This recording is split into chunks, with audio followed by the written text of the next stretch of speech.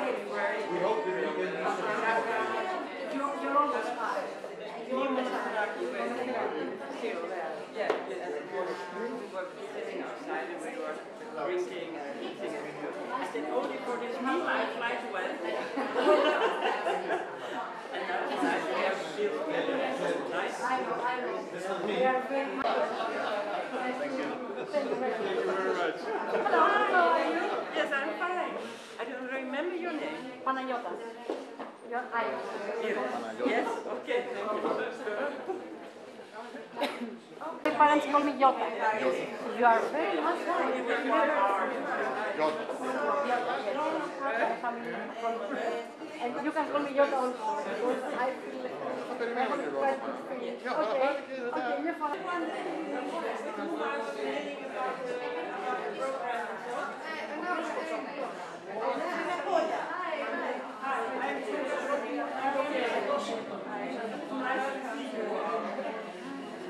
Πολύ ωραία, πολύ ωραία. Να δώσετε και τα δέοντα στον κύριο Κοτσόπουλο, βεβαίως. Φίτσι. Είμαστε, εντάξει, We do home care, care for people with learning disabilities, like it's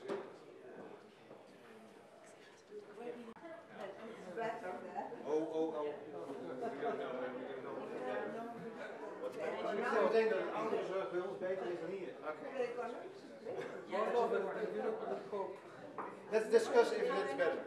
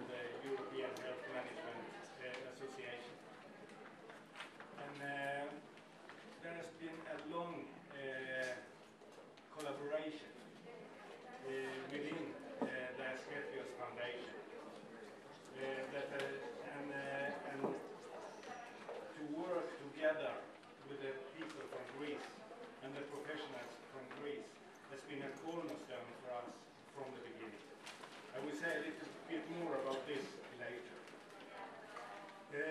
We are so happy to have many senior and influential persons attending here today. And I want to welcome you all, and I want to thank you especially for coming and using your time with us, because I think we hope that this will be an important occasion, and we hope that this will bring some fruitful ideas and also the feeling of support from at least our organizations to you who are struggling at the moment. There are some changes. I will try to introduce people sort of one by one later when I go to speak. But the first small change, and that's a very welcome one that we have in the program, is that Mr. Giannis Panusos, it's difficult for Scandinavian time. He is a member of the parliament and also a professor of sociology, would like to give us a greeting from the parliament. Unfortunately, he has to leave quite early because he's going to give his vote in the parliament at 3 o'clock. So, welcome up.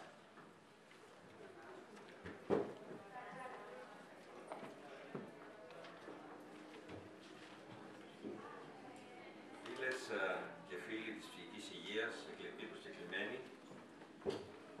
Η αντίδραση της κοινότητας, ως γνωστός, η ψυχική αρρώστια, δυστυχώς πάντοτε διακρινόταν από ένα φόβο απέναντι στο ξένο, το παράλογο, το ακατανόητο. Ένα φόβο που προκαλούσε άλλοτε αμυντική και άλλοτε επιθετική στάση. Η δραματοποίηση και η στερεοτυποποίηση της μη φυσιολογικής εντός εισαγωγικών προσωπικότητας ενισχύεται και από τα ΜΜΕ, όπου συχνά το φαντασιακό παίρνει διαστάσεις πραγματικού. Το άσυλο και τα ιδρύματα κατά παντός διαφορετικού λειτουργήσαν ως απάνθρωποι χώροι εγκλισμού και όχι ως θεραπευτικές προτάσεις. Σήμερα τα πράγματα έχουν αλλάξει ή εμείς που είμαστε εδώ θέλουμε να πιστέψουμε ότι έχουν αλλάξει. Το ψυχιατρικό ίδρυμα δεν θεωρείται ούτε η αποκλειστική, αλλά ούτε και η κατάλληλη θεραπευτική προσέγγιση του ψυχικά ασθενούς. Η ψυχική μεταρρύθμιση θεωρεί και σωστά ότι το ίδρυμα αποκόβει και απομονώνει τον ασθενή από το περιβάλλον. Η νοσηλεία λειτουργεί βλαπτικά και αναπαράγει και τον στιγματισμό και την κοινωνική προκατάληψη. Η ψυχοθεραπεία είναι σχεδόν αδύνατη. Η ιδρυματοποίηση είναι σχεδόν βέβαιη. Η επανένταξη δυσχεραίνεται, ενώ οι συνθήκες εγκλισμού, καμιά φορά και οι πρακτικές, δεν συνάδουν με τον πολιτισμό μας. Αντίθετα, η επαφή με την κοινότητα φέρνει τόσο τον θεραπευτή όσο και τον ασθενή σε ένα φυσιολογικό περιβάλλον. Και ο ανοιχτός κοινωνικός χώρος επιτρέπει τόσο τη θεραπεία όσο και την επανένταξη. Μονάδες ψυχοκοινωνικής αποκατάστασης, ξενώνες, φιλοξενούσες οικογένειες καλούνται να συμβάλλουν σε αυτή τη διπλής όψης, κατά τη γνώμη μας, διαδικασία. Δηλαδή, και ο ψυχικά ασθενής να επιστρέψει στην κοινότητα και η κοινότητα να ετοιμαστεί για να τον υποδεχθεί. Η παρουσία εδώ της φίλης ακαδημαϊκού, πολιτικού Λούκας Κατσέλη και η δικιά μου, πέρα από οποιοδήποτε κομματικές διαφοροποιήσεις, δεν είναι της ώρας. Δείχνει ακριβώς ότι ως επιστήμονες και ως δημόσια πρόσωπα υποστηρίζουμε αυτή την ψυχιατρική μεταρρύθμιση και στηρίζουμε τους ανθρώπους που την πιστεύουν, που πιστεύουν σε αυτή και συνεχίζουν παρά τις αντιξοότητες και παρά των συντηρητισμών διάφορων ανευθυνοϊπεύθυνων να την υπηρετούν. Θέλουμε να σας διαβεβαιώσουμε ως Βουλή, ως ακαδημαϊκή κοινότητα, ως άνθρωποι της αριστεράς, ότι θα είμαστε κοντά σας. Σας ευχαριστώ πολύ.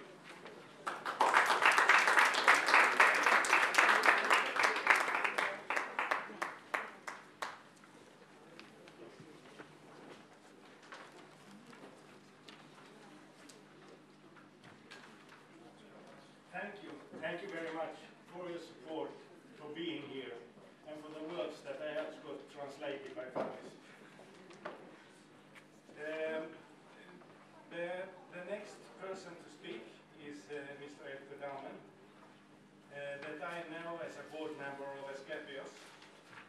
and who was the initiator of the support meeting that was here in April.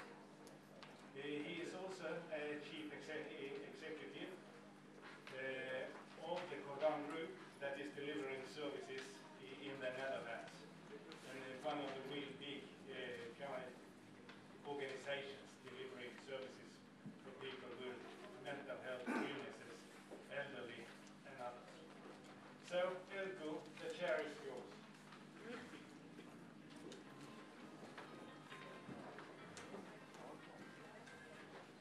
Thank you, dear Greek friends, ladies and gentlemen. It's an honor for me to be here again, and especially to have the possibility again to try to support you in the struggle of your policy at the moment. Last April, I found it a very impressive meeting, but I realized that since April, your situation became even more difficult. We want to support you from the Netherlands and other European countries, knowing that these countries are on the other hand laying a hard pressure on your country. I hope you can believe we are here today not for more pressure, but to support you, if possible, in your struggle. I'm very glad that it was possible today to have here our former Minister of Health, Mr. Asklepios, who is here in front and he will speak later. And I'm very glad that he accepted my invitation to contribute in this support meeting today. In the Netherlands, Mr. Klink and I are working together on healthcare reform, and he will speak about that. And Mr. Klink feels as a friend for me, not only in the field of healthcare, but also in politics. He was one of the ministers who was very principled not to give too much power in our country to political right-wing parties. And he was, during a long time, very important in that discussion in our country. So that feels like a friend. And I hope later today also for you. And I'm happy that he's here, especially also because yesterday he was inaugurated as a scientific professor in health, labor and politics on the Free University of Amsterdam. And this lecture yesterday, which is in this book, and we are waiting of course up for the Greek translation of this, but it was not possible in one night. It was a very interesting lecture about innovation in thinking about health care, not only in the Netherlands, but you could say worldwide. And I'm glad that you are here because we know that it was a very heavy week for you to prepare that inauguration, and I saw the hundreds of people waiting for you to congratulate you yesterday, so it was only a few hours of sleep for you. Well, nice that you are here, and I will say some words about what we talked about in April and what will be today. And I'm very happy that you will help me again, because I told you I'm not technical at all.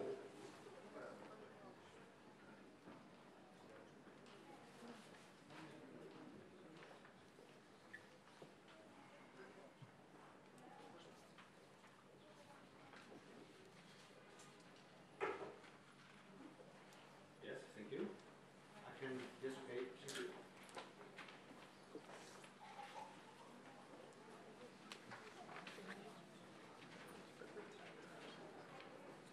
Well, let's say a few words about this,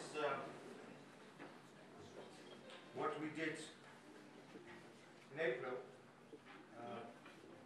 We wanted to share our commitments towards your development in the mental health care.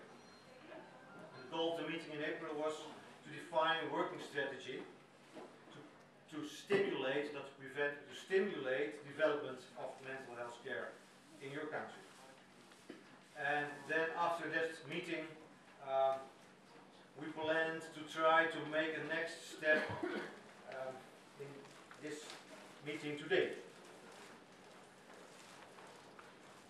We know that there are really serious concerns about the mental health of specific groups in Greek society, but also there are really serious concerns about the development of healthcare broader.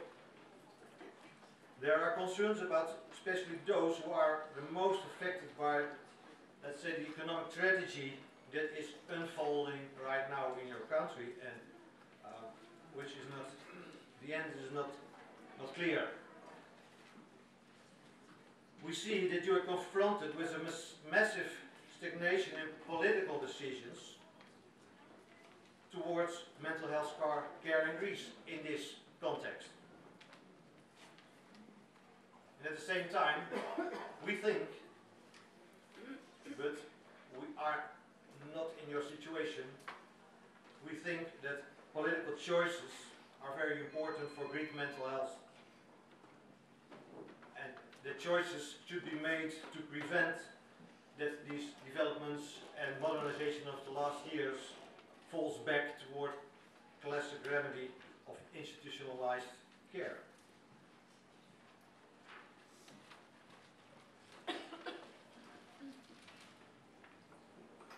There is an undeniable need for reform in your economy and in government spending. So that's very important now, what kind of choices are being made, not only to find possibilities in this spending, but to make the choices in such a way that that are the right choices for the coming decades, for the coming 20, 30 years, not only for a short term. And well, in the last decennia, last 30 years, your mental health has shown that there is a new and innovative way of communal mental health care, patient-oriented, supportive, effective, cost-efficient, and not to forget, regional and in the neighborhoods of the big cities.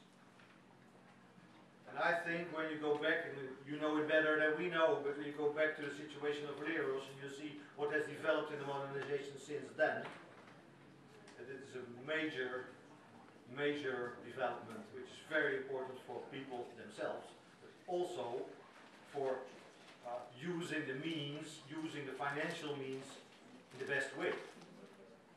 And it's just that fundamental change that you are all working on that is treated now.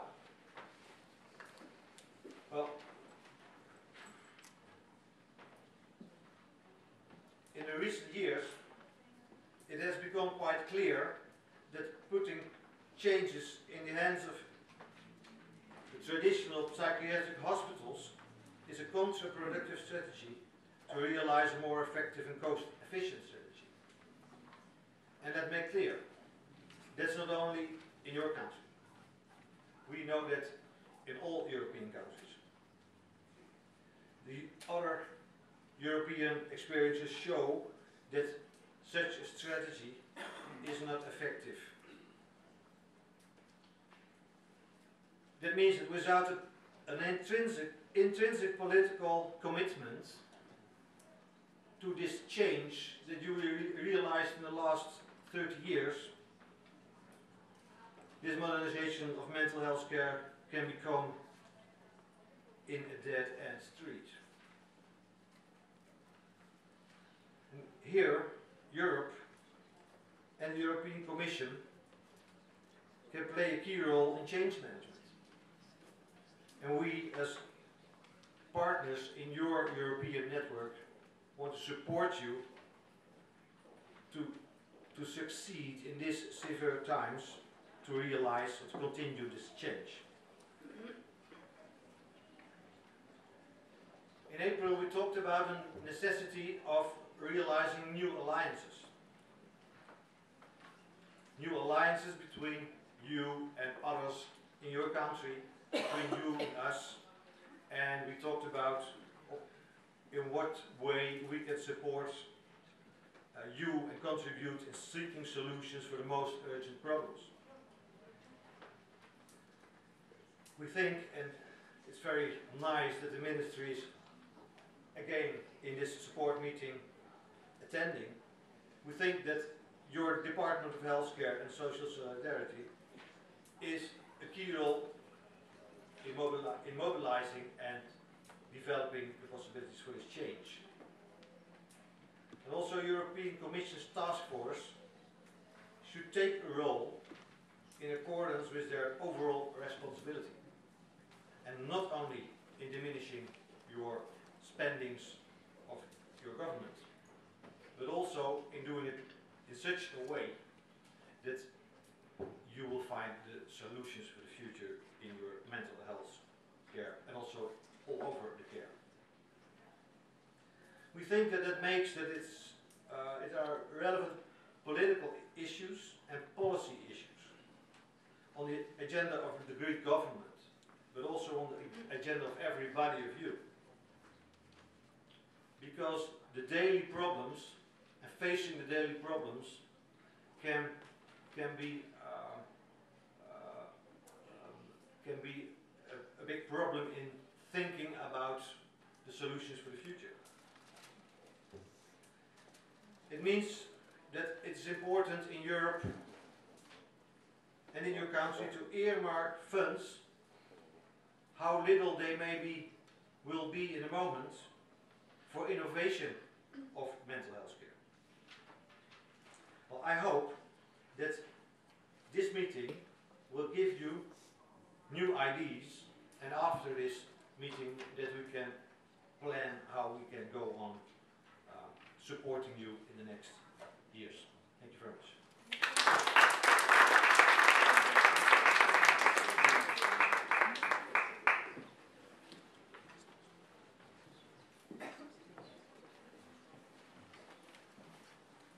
Thank you very much, Asklepios. That was a nice sum up and a nice showing of the road further on. I would like to say a few words myself introducing this meeting. I'll try not to be too long, but I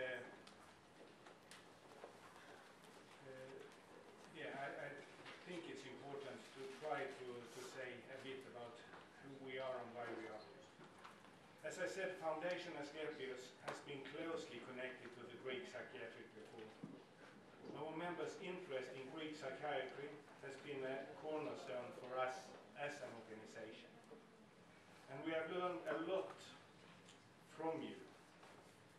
And within our work, in our network, we have got quite a lot of influential ideas about working in ambulant teams, working closely to the families and within the communities. And that has been very helpful for us building the same kind of services in our countries. Asklepios and European Health Management Association are both networks where we try to share ideas and where we do research, but most of all we try to create forums where people meet and where ideas are spread. And of course we will try to use our platforms to tell about what's happening here in Greece, and to tell about the seminar, and to tell about what we learn from you while we are here. By the way, I'm happy to see that you are here from the Workers' Union as well. I think it is important that everyone stands up for those people who have the mental illnesses and who need our support. So I want to say thank you for that. I have had translated what's on the signs. Please. Thank you. That's good to know. The Greek reform that was as sort of the core 10 years, did really show a willingness and an ability to change and modernize the system. As far as I understand, what you did in Greece in these periods and the years after was a step that has shown the path to go for other countries. Both the EU, the European Union, and the World Health Organization are in the process of creating policies for mental health. The World Health Organization has just released a zero draft of a global mental health action plan for the years 2013 to 2020. This is in realizing that mental health illnesses are rising very quickly all over the world. Depression being one of the illnesses that take most productive years of life in the world today, and it's growing quickly. I brought the zero draft from the World Health Organization with me, and I want to read a few things from it to you. The vision of the Global Mental Health Action Plan is a word in which mental health is valued. Mental disorders are effectively prevented, and which persons affected by these disorders are able to access evidence-based health and social care and exercise the full range of human rights to attain the highest possible level of health and functioning, free from stigma and discrimination. And I think this is what our work is about. The WHO suggests six cross-cutting principles for this action plan. Universal access and equity, human rights, evidence-based practice, life course approach, multisectoral approach, and empowerment of persons with mental disorders. I think we can all stand behind this. And by the way, this is just a draft, so it's possible to give comments to it. It's just released by the WHO. They have goals and objectives and targets. And I want to say, focus on one of the objectives and two targets. Objective 2 is to provide comprehensive, integrated and responsive mental health and social care services in community-based settings. The target, number 1 being the number of beds used for long-term stays in mental hospitals will decrease by 20% by year 2020, with a corresponding increase in the availability of places for community-based residential care and supported housing. And the target 2, the treatment gap for severe mental disorders will be reduced by 50% by year 2020. As far as I understand, this action plan is very much in line with what the reform in Greece was all about and what should go on in the future as well.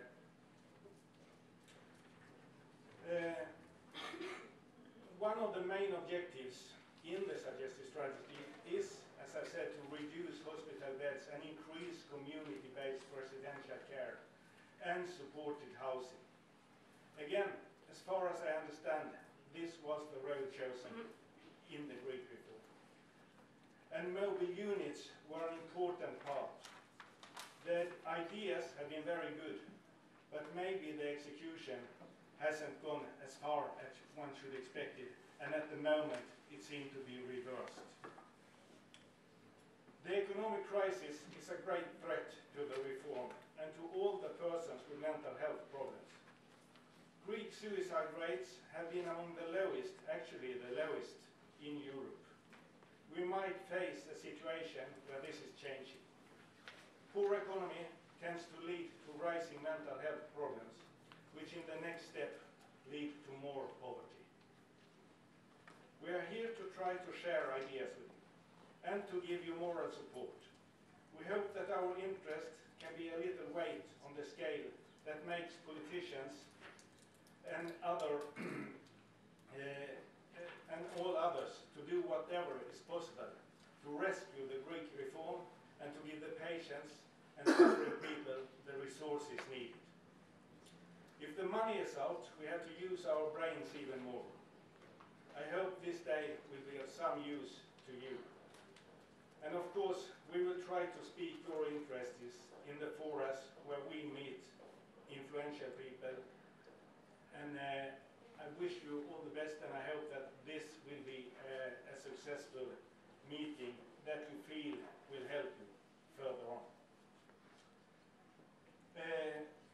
And now I would like to introduce Dr. Athena Franguli, who would like to read. Yes. See, you're making me sort of shaky here. Yes, who will read a letter from Professor Asklepios.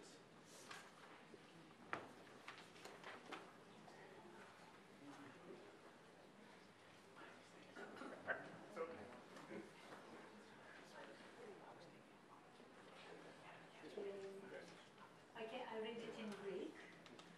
You have the translation. Ο κύριος Κελαρόπουλος στέλνει τους χαιρετισμούς του. Δεν μπορούσε να ήταν εδώ. Γι' αυτό στέλνει αυτό το γραπτό μήνυμα.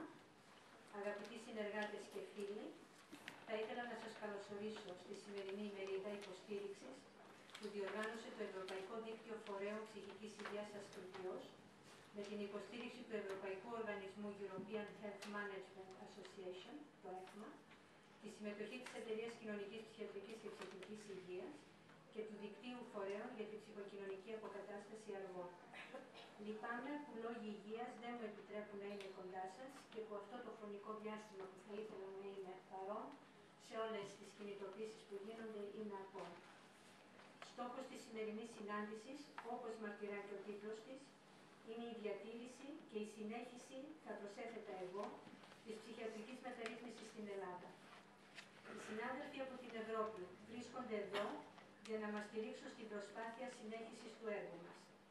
Το έργο αυτό, όπως όλοι γνωρίζουμε, αφορά στη διατήρηση της ποιότητας ζωής των χρόνιων ασθενών που φιλοξενούνται στις στεγαστικές μας δομές, στη δυνατότητα λήψης δωρεάν υπηρεσιών ψυχικής υγείας εντός της κοινότητας, μέσω των κέντρων ημέρας και των κινητών μονάδων, αλλά και στη διατήρηση των θέσεων εργασίας του προσωπικού που απασχολείται στις μονάδες ψυχικής υγείας. Δεν είναι η πρώτη φορά που οι εταίροι μας από την Ευρώπη βρίσκονται αρρωγοί στο έργο μας. Αυτό δείχνει ότι όταν υπάρχει συνεργασία, σεβασμός και αλληλοϊποστήριξη, μακριά από συμφέροντα και σκοπιμότητες, μπορούμε να κάνουμε πολλά. Σας ευχαριστώ όλους για την παρουσία σας εδώ και εύχομαι τα αποτελέσματα της σημερινής εκδήλωσης να είναι ουσιαστικά και άμεσα.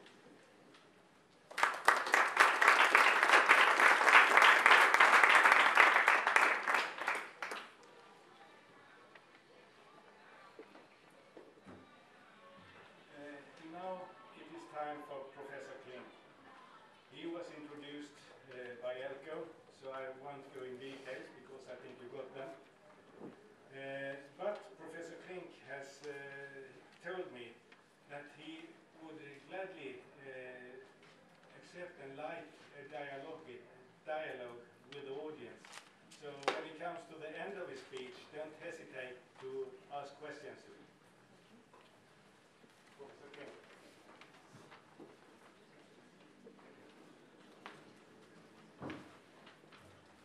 Well, thank you. Thank you for the invitation. I have some preliminary remarks. First of all, we are used to about 8 degrees in Holland, and it's very warm here. I hope you don't mind if I don't wear a jacket. But if you do, I certainly take it if you want to. Secondly, I prepared my speech in the plane this morning, and I've been thinking about it, of course, the last days. But nevertheless, I had to use my iPad, and I can't make this bigger at this moment, and I can't put it down because then I can't read the figures that are on it. So I want to sit down if you don't mind, and if there's no problem, I want to read from it. The third remark is, would that be possible? Is this, Yeah. Yeah, okay.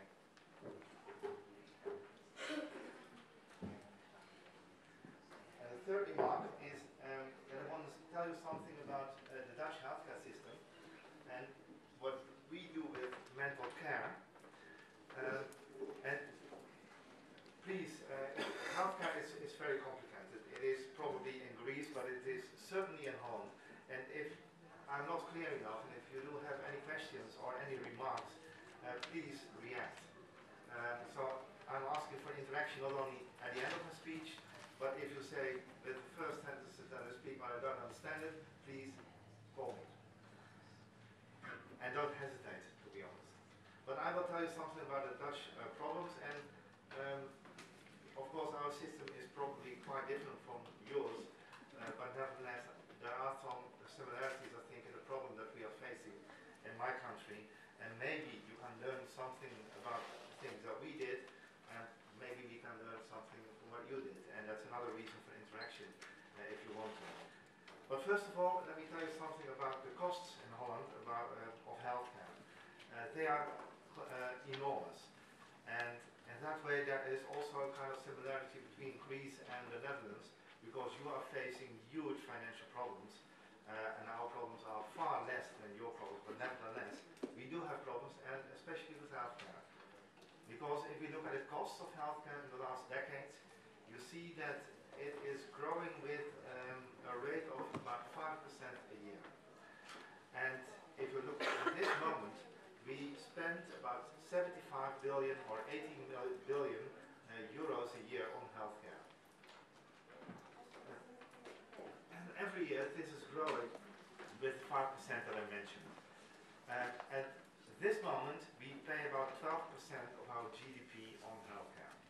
So, if you look at the forecast for the coming years of our economic growth, it will be about 1.5%. And if we continue with these 5% a year on healthcare, then of course we will have a problem, because the portion of our GDP that we are paying on healthcare will grow enormously. And it will become 13, 14, 15, 16, 17, or even some people predict that it will be 20% in a couple of years. So we will have a real problem, because it is, and within our national income, it's the biggest part of all the departments and all our spendings. And we also, in the Netherlands, have to get our deficit down. We have a deficit of about 3% a year, something less than 3%, but we have to go to, 0%. And because of this overall goal of deficit reduction and containment of the burdens of the premiums, because all these costs have to be paid by the people, and they have to pay premium in order to be insured, we have to get the costs on a certain level. And it is very important that we also in our country, in my country, will bend the costs of the curves that we have. And of course we knew that we had these figures also in 2000. Then we had, for example, also another problem. We had huge waiting lists. Maybe you are acquainted with waiting lists, but in 2000 our waiting lists were really huge. In elderly care, but also in the curative care, what we call curative and somatic care, but also in the field of mental health care. And that's why we made a reform in 2005, a major reform. It was the biggest reform after the Second World War that we created. And we created a system that was more or less market-orientated. In the former system, so before we had this reform, in the former system, we had a budget system. Healthcare providers, for example, hospitals and mental health care institutions, knew in January what the amount of money was that it would get in that very year. Extra services were not paid, and the net result of this, the doctors knew in front what it would get within a year. There was no incentive for innovation, there was no incentive for productivity, and this, as I told you, resulted in waiting lists, and also in huge costs. And we also had, because of this budget system, we had no transparency. We didn't know what the institutions were doing with the money in order to treat people, how many people they treated, what the success rate was, what the quality was. We didn't know. So the reform that we made in 2005 tried to solve these problems of our system. In order to get more transparency, we introduced a kind of DRG system, and then I'm talking about hospitals, but later on also in the mental hospitals or the mental institutions.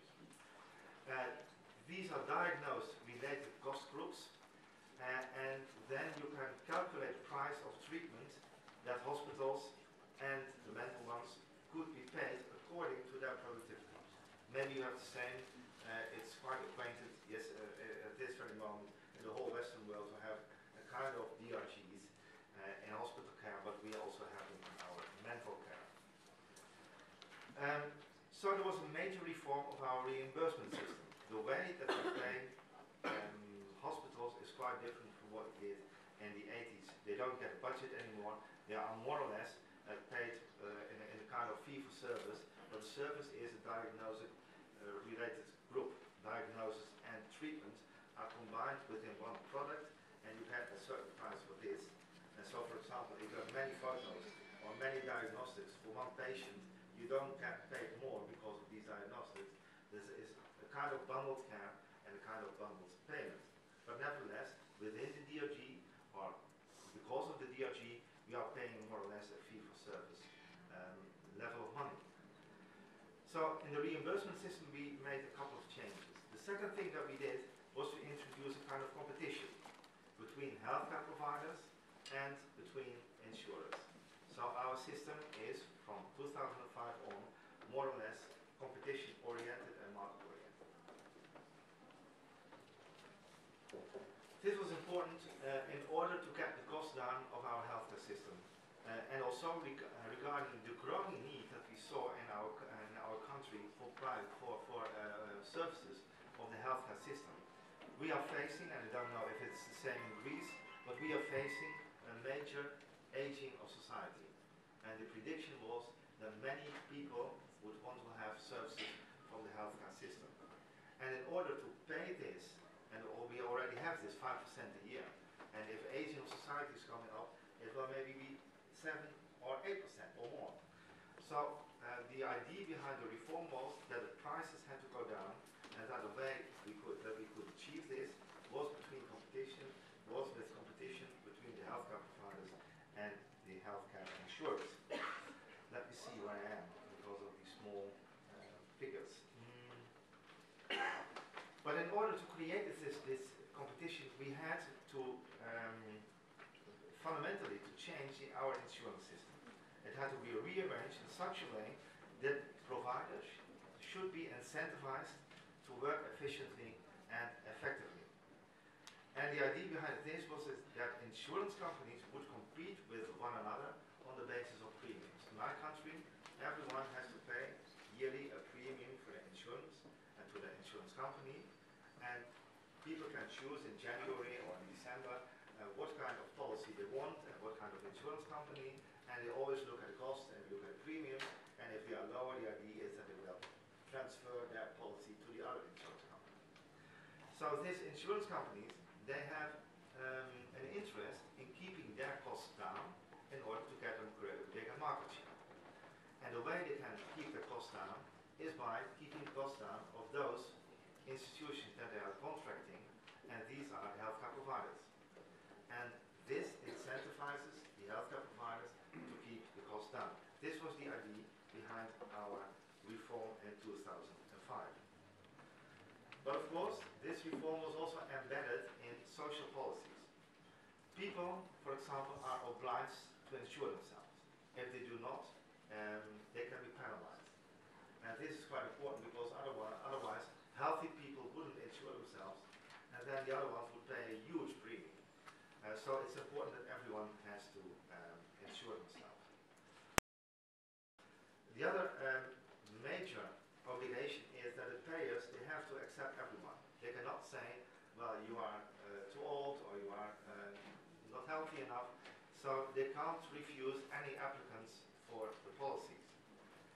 And what the third thing they cannot do, they can, yes. Sorry, can I make a point? Yes, of because course. you said that, feel free Yeah. to interrupt. No, I'm glad to do it, actually. You said to try and find ways to keep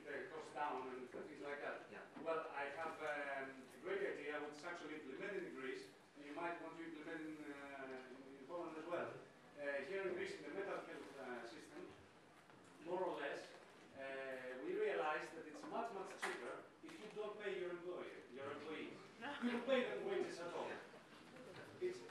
The cost goes down, and you don't pay the suppliers, you don't pay anyone. That's fine. I think that's what you can do. There's no need for competition or anything. Just don't pay the employees. Yeah. Let them work like slaves, you know. It's easier, it costs less. Yeah. That's what I have to say. Just to keep it in mind what's going on in Greece. Yeah, maybe that should have been my fourth remark before I start, because the difference between your country and my country are so huge that, and Elke already said it, all that we say might, in your ears, be a little bit cynical. If we are talking about reforms within a context in which we have, well, much more money than you have.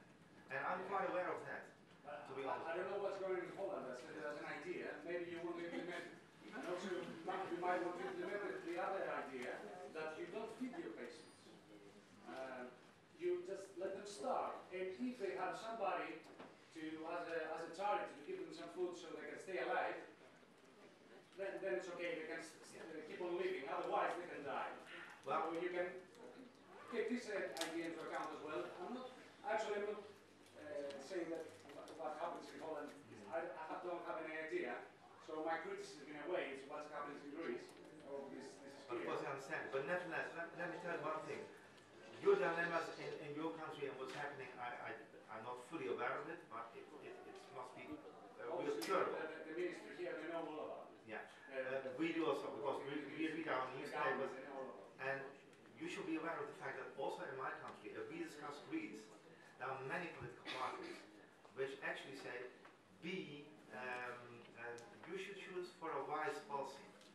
And if you have a policy of only retrenchments and of only getting the deficit down, then, and that's my point, I will come to this point later, then maybe you are, it might be that you are destroying exactly the institutions that you need in order to get growth back again.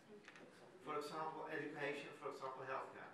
I will come to this point later, but let me tell you one thing. And I didn't arrive to this passage of my speech.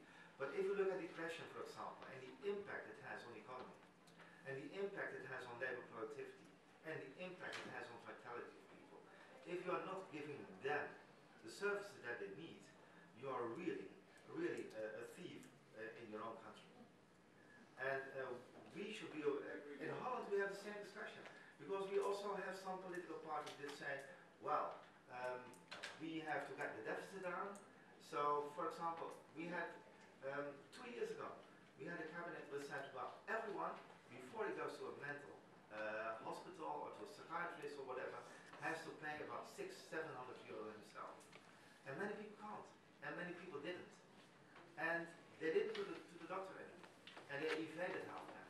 And these people got more complications than the other ones. And in the end, you pay more for them. So we have the same kind of discussions in Holland, although the severity of these measures that I mentioned in my country, I know that they are not half the one that you have. But I'm fully aware of that. At least I hope I'm fully aware of that. But I come to these issues very soon. But first I wanted to tell you something about the system that we are creating and that we created. Not to say that this system was perfect. I will come to some problems that we faced because of this system and change in a couple of minutes. Well, and then, so healthcare insurance have to accept everyone, and they have to, they can't tell, for example, older people or people are not healthy. You have to pay a higher premium. So there is a flat premium for all the people from a certain insurance company. So they can compete with one another on the premiums, but they cannot differentiate the premium according to the health or age of the people who are insured with an insurance company. Is that clear? Because that's quite important to know why it is a system of solidarity.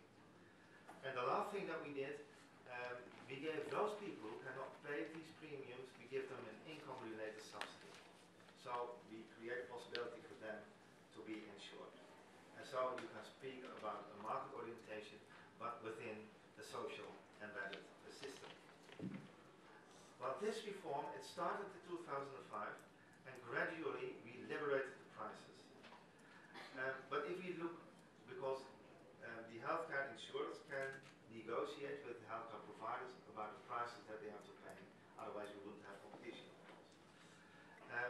started in 2005, and if we look back at the last years and evaluate this reform, we must conclude that indeed what we hoped for, the prices went down.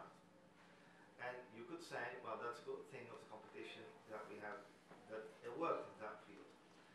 But on the other hand, the DRG system is still a kind of fee-for-service, as I mentioned already. And we saw that the medical specialists and the hospitals enhanced the level of treatment in order to have a higher budget. So they over-treated and they started to over-diagnose people in order to get more money from the healthcare insurers. And of course, if you pay less, but you have to pay more treatments, then in the end the costs are going up. So this is a real issue in my country of overproduction, overconsumption, but also overtreatment, which is pretty harmful for people. Let me give you one example. We have a quite an institute which has a good reputation in my country, and it looked, for example, at cardiological interventions, and it found out a couple of years ago that 40% of the ICPs, I think you call them, but cardiological interventions are not needed. You could give medicine to people. Well, this is an issue which is playing in all the countries of Western Europe and the United States. You have an enormous variation in regions between the way we treat people, but this is very costly. And the reform that we made actually gave an incentive to produce more and to treat people more. Nowadays, we are discussing strategies in order to avoid these strategies of healthcare providers, and these might be of the things that I'm going to mention now also have to do with mental health care. And so I'll make the step of mental health care after the strategies that we are choosing at this moment in order to get this overtreatment and overproduction down. Can I ask you something? Yeah. To take care of this overproduction, do you have protocols? Yeah. Treatments needed? But the 40%.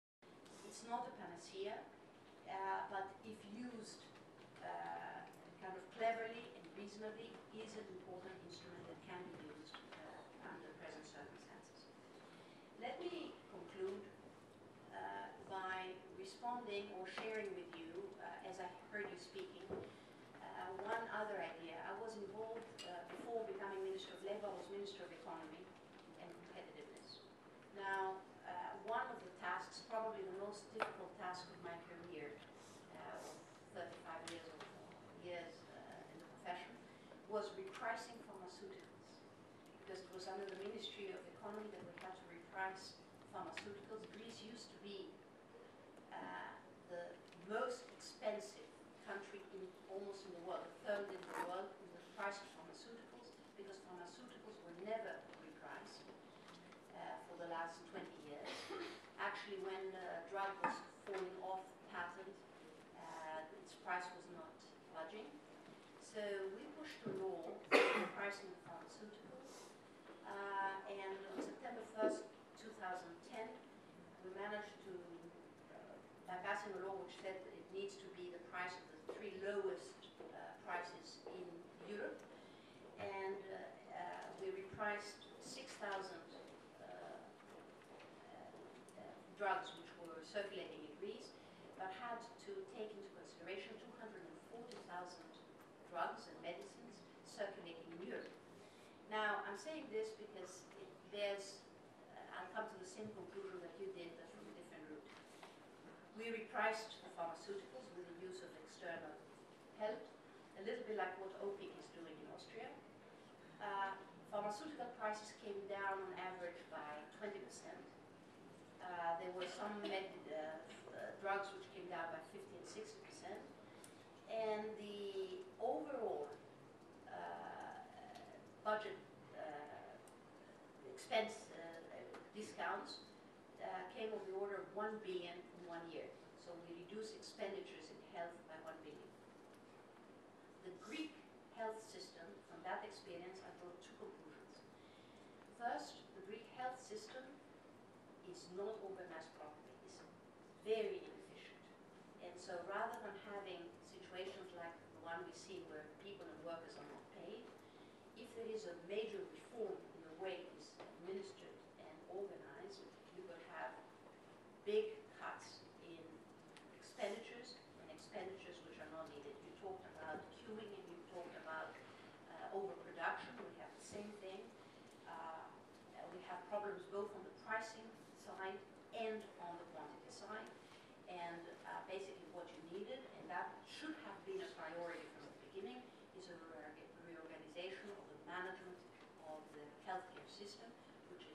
vastly inefficient and ineffective in the provision of services.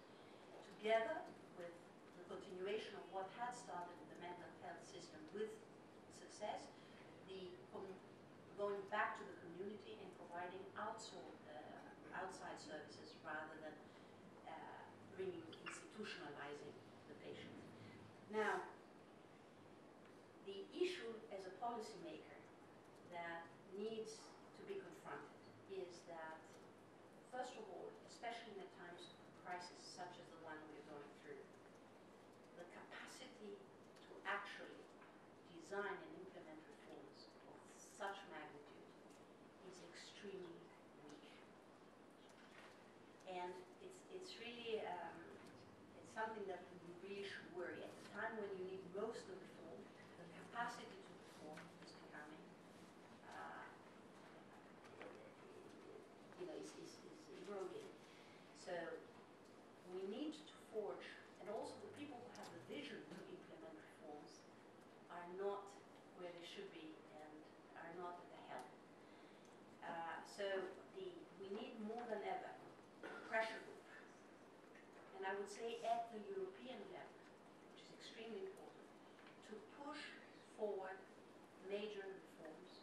And I would say, since we're here among mental health experts, mental health is extremely important now. And I would urge you to actually, and I would make a suggestion, that as an outcome of this meeting, there could be a high-level committee of people from different sides, both Europeans and Greeks, to actually do a small campaign about what's going on in terms of the mental health care system in Greece, how actually it's being dismantled in the process of budget consolidations and so on, and to put forward 1, 2, 3 major ideas as to what can be done now. The solutions are not clear, but I think unless we create pressure group, this priority will be, unfortunately, quite down the ladder of policy priorities. There is so much of almost a mania, both in terms of our European partners and the Greek government, of consolidating the budget no matter what, that actually the effects, the negative effects of these will see in a few months, not only in the economic side, but more important in the next years on the social side, on the political side, and on, I would say, on the social tensions that will arise as a consequence.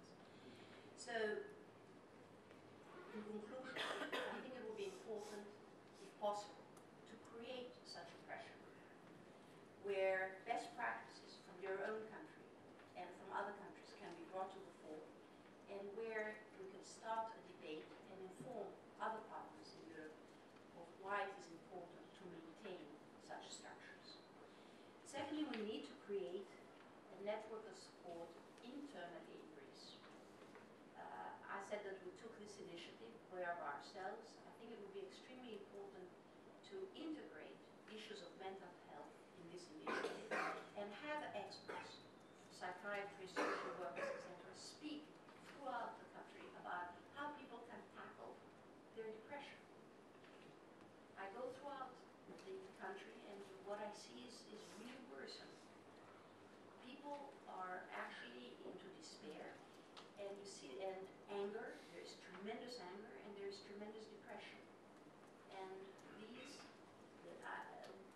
you need experts to be able to focus on these issues and see how this can be aired, what needs to be done. So it seems to me that it's a time of working together also at the national level, creating such a network which could go out and support people in these difficult times. And finally, let's think of new and innovative instruments. We know that for the next 5, 10 years, the budget will shrink. And as always, social services and public investment are cut. This should have been the last which should have been cut. But usually, especially under economic policies such as the one that we're pursuing now, these are the first reductions. So we need to think of innovative financial instruments and innovative ways to organize the healthcare provision so as to cut expenditures and provide financing. Structural funds is one source. There has to be negotiations with the Commission as to how you could have a restructuring of expenditures which already exist to support mental health care provision, for example. Secondly, we've created, but it has not been implemented, a social economy fund where there is a partnership between public funding and private funding to provide very soft loans to healthcare providers or to any provider who provides social services. This needs, there has to be a pressure group implementing these. Thirdly, there needs to be a partnership with the private insurance companies. Actually, the suggestion that I had made about the pricing of pharmaceuticals and of healthcare services is that there is an independent enterprise that can be created with the collaboration of public insurance companies and private insurance companies, because it's the first time that the state, the health provider, and the insurance has the same objective, namely to cut costs, where they can price together medicines, pharmaceuticals, services, etc. And this could be a source of financing for the company as well, because both individual enterprises, healthcare providers are interested in having pricing, transparent pricing of services. So we could have a partnership of that kind. This is in the public dialogue, but what I'm saying is that unless you have a pressure group which is organized among health experts, economists, sociologists, etc., I see very little possibility that any good idea that comes out of a forum like this could be translated into a policy advice. And of course, the solution is not what our friends said, not to pay workers, to starve patients, or to dismantle the social services that pre-existed. Greece, and not only Greece, I would say the whole of Europe, because what's happening in Greece is actually the precursor of what is about to happen in Europe. The dismantling of social rights, the right to employment, the right to a decent standard of living, the right to access to healthcare services and education are, in my view, social, what constituted the essence of Europe. By dismantling, actually in Greece, as the first case, these basic social rights, we are actually demolishing the whole European construct. And it is something which I think we should not see in our days. We should prevent, and we should stand up with ideas, with action, with initiatives to actually combat these destructive, neoliberal ideas that the only thing that matters is to have a balanced budget. Budgets are important, but budgets are instruments. And what is important is that people can have hope that, and have incentives to work and prosper in their own countries. Thank you so much.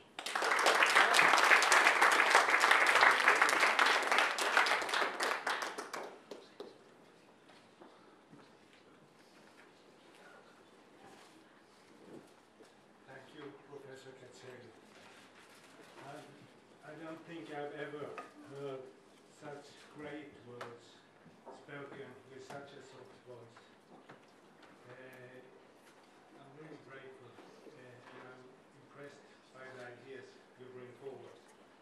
And this is what I had hoped that a meeting like this can achieve, getting that kind of ideas up. And you're talking about pressure groups too, and the workers' union. I suppose that you are a cross-professional group within the union, and you will now get the word here.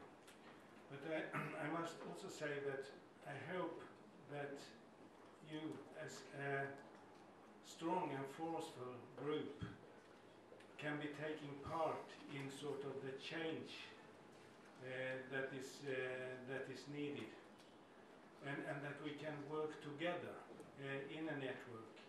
I think the employers, being the NGOs, are in the same situation as the workers' union. So they are probably not the enemies. They are probably those that we could work together with. I've been in a similar situation when I've been working with a hospital in Tanzania for many, many years, where the budget has been low and where we have had situations where we couldn't pay the workers. And what has shown the way there is if we collaborate to work towards the politicians and to work together to try to get funding and changes. So the word is yours, and I hope that you will not speak for too long a session because it's getting rather hot in here. Come on.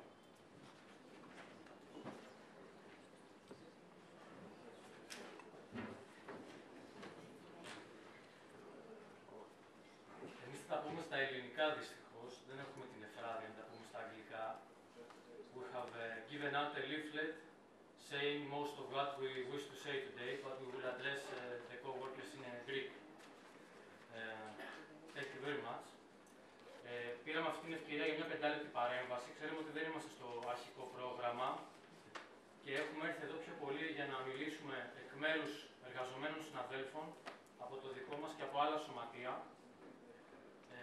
που είμαστε σε κινητοποιήσεις εδώ και πάνω από 1 χρόνο για το πρόβλημα το οποίο σε έναν βαθμό συζητιέται και εδώ. Σίγουρα αυτά που έχουμε να βάλουμε και εμείς στην κουβέντα και οι θέσεις μας δεν είναι κάτι με το οποίο μπορούν να συμφωνήσουν όλοι. Είναι αυστηρά από τη σκοπιά των εργαζομένων και των όσων ζούμε σε εργασιακούς χώρους και την εμπειρία που βιώνουμε και με τους ανθρώπους που εξυπηρετούμε.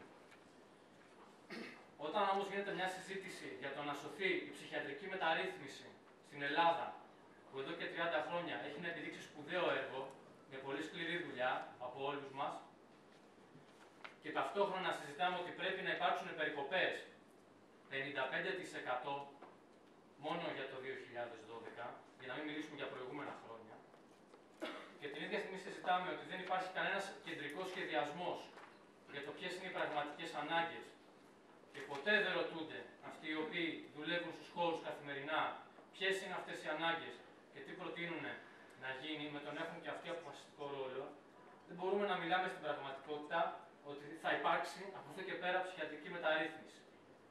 Οι ομιλητές πριν από εμάς αναφέρθηκαν στην Ολλανδία με παραδείγματα, στην Νορβηγία με παραδείγματα, αλλά και στην Τανζανία με παραδείγματα. Ας μαντέψουμε, ο καθένας σκέφτεται με ποια χώρα μοιάζουμε, πρώτα απ' όλα.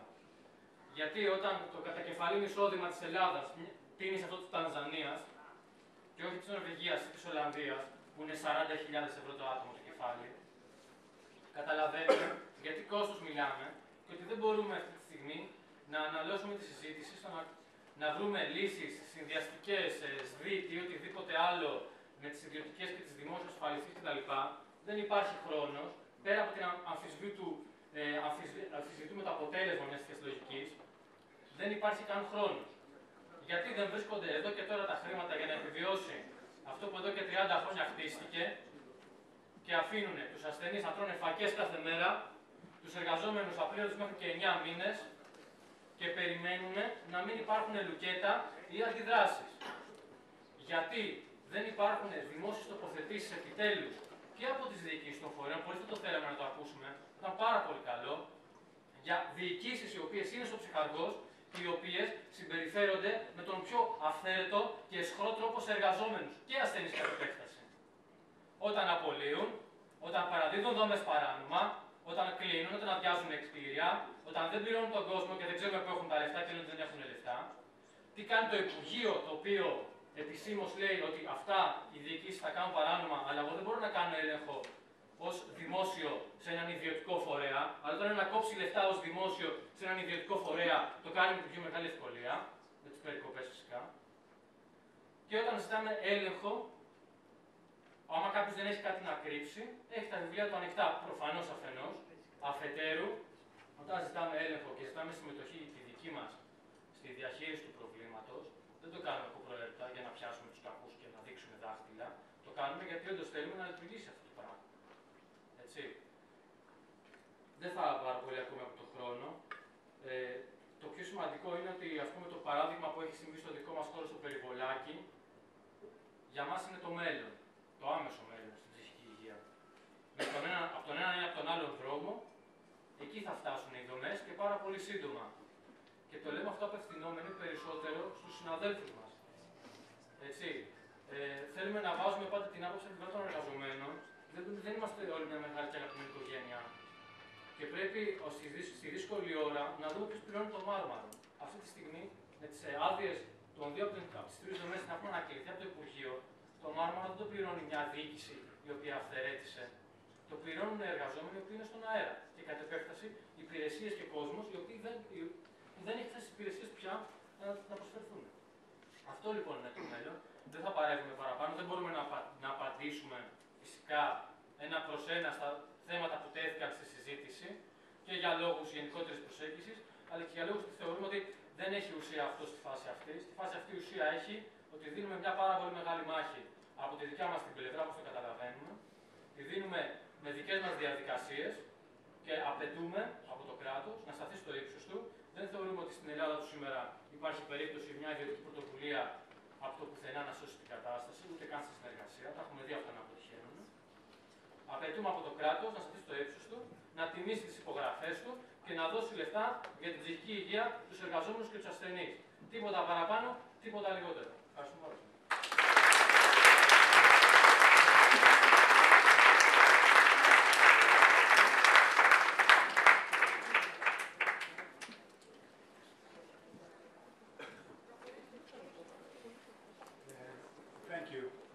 I didn't understand most of it, but Fanny's was explaining a little bit. So I thank you for what you're saying.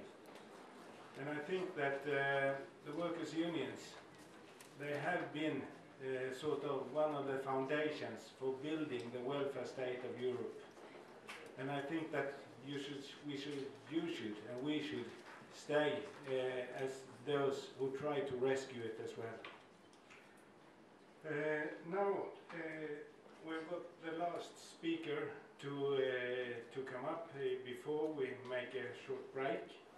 It's Dr. Menelaus. I think you have to say it yourself, but he's the president of the August NGOs network for psychosocial rehabilitation and mental health. So you talk a little bit about the danger of the collapse of the Greek psychiatric reform due to the crisis. And excuse my Scandinavian tongue.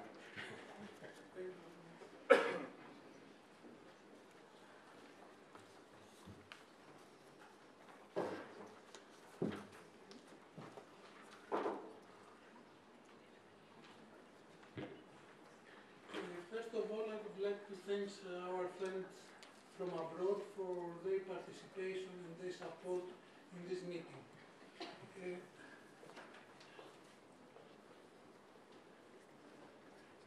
My presentation is written in English, so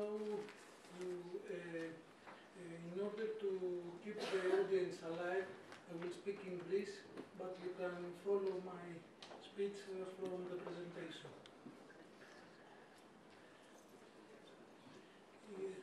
Η ομιλία έχει ως θέμα τον κίνδυνο κατάρρευσης της ψυχιατρικής μεταρρύθμισης στην Ελλάδα, αλλά πολύ φοβάμαι ότι αντί για κίνδυνο μιλάμε πλέον για μια πραγματικότητα.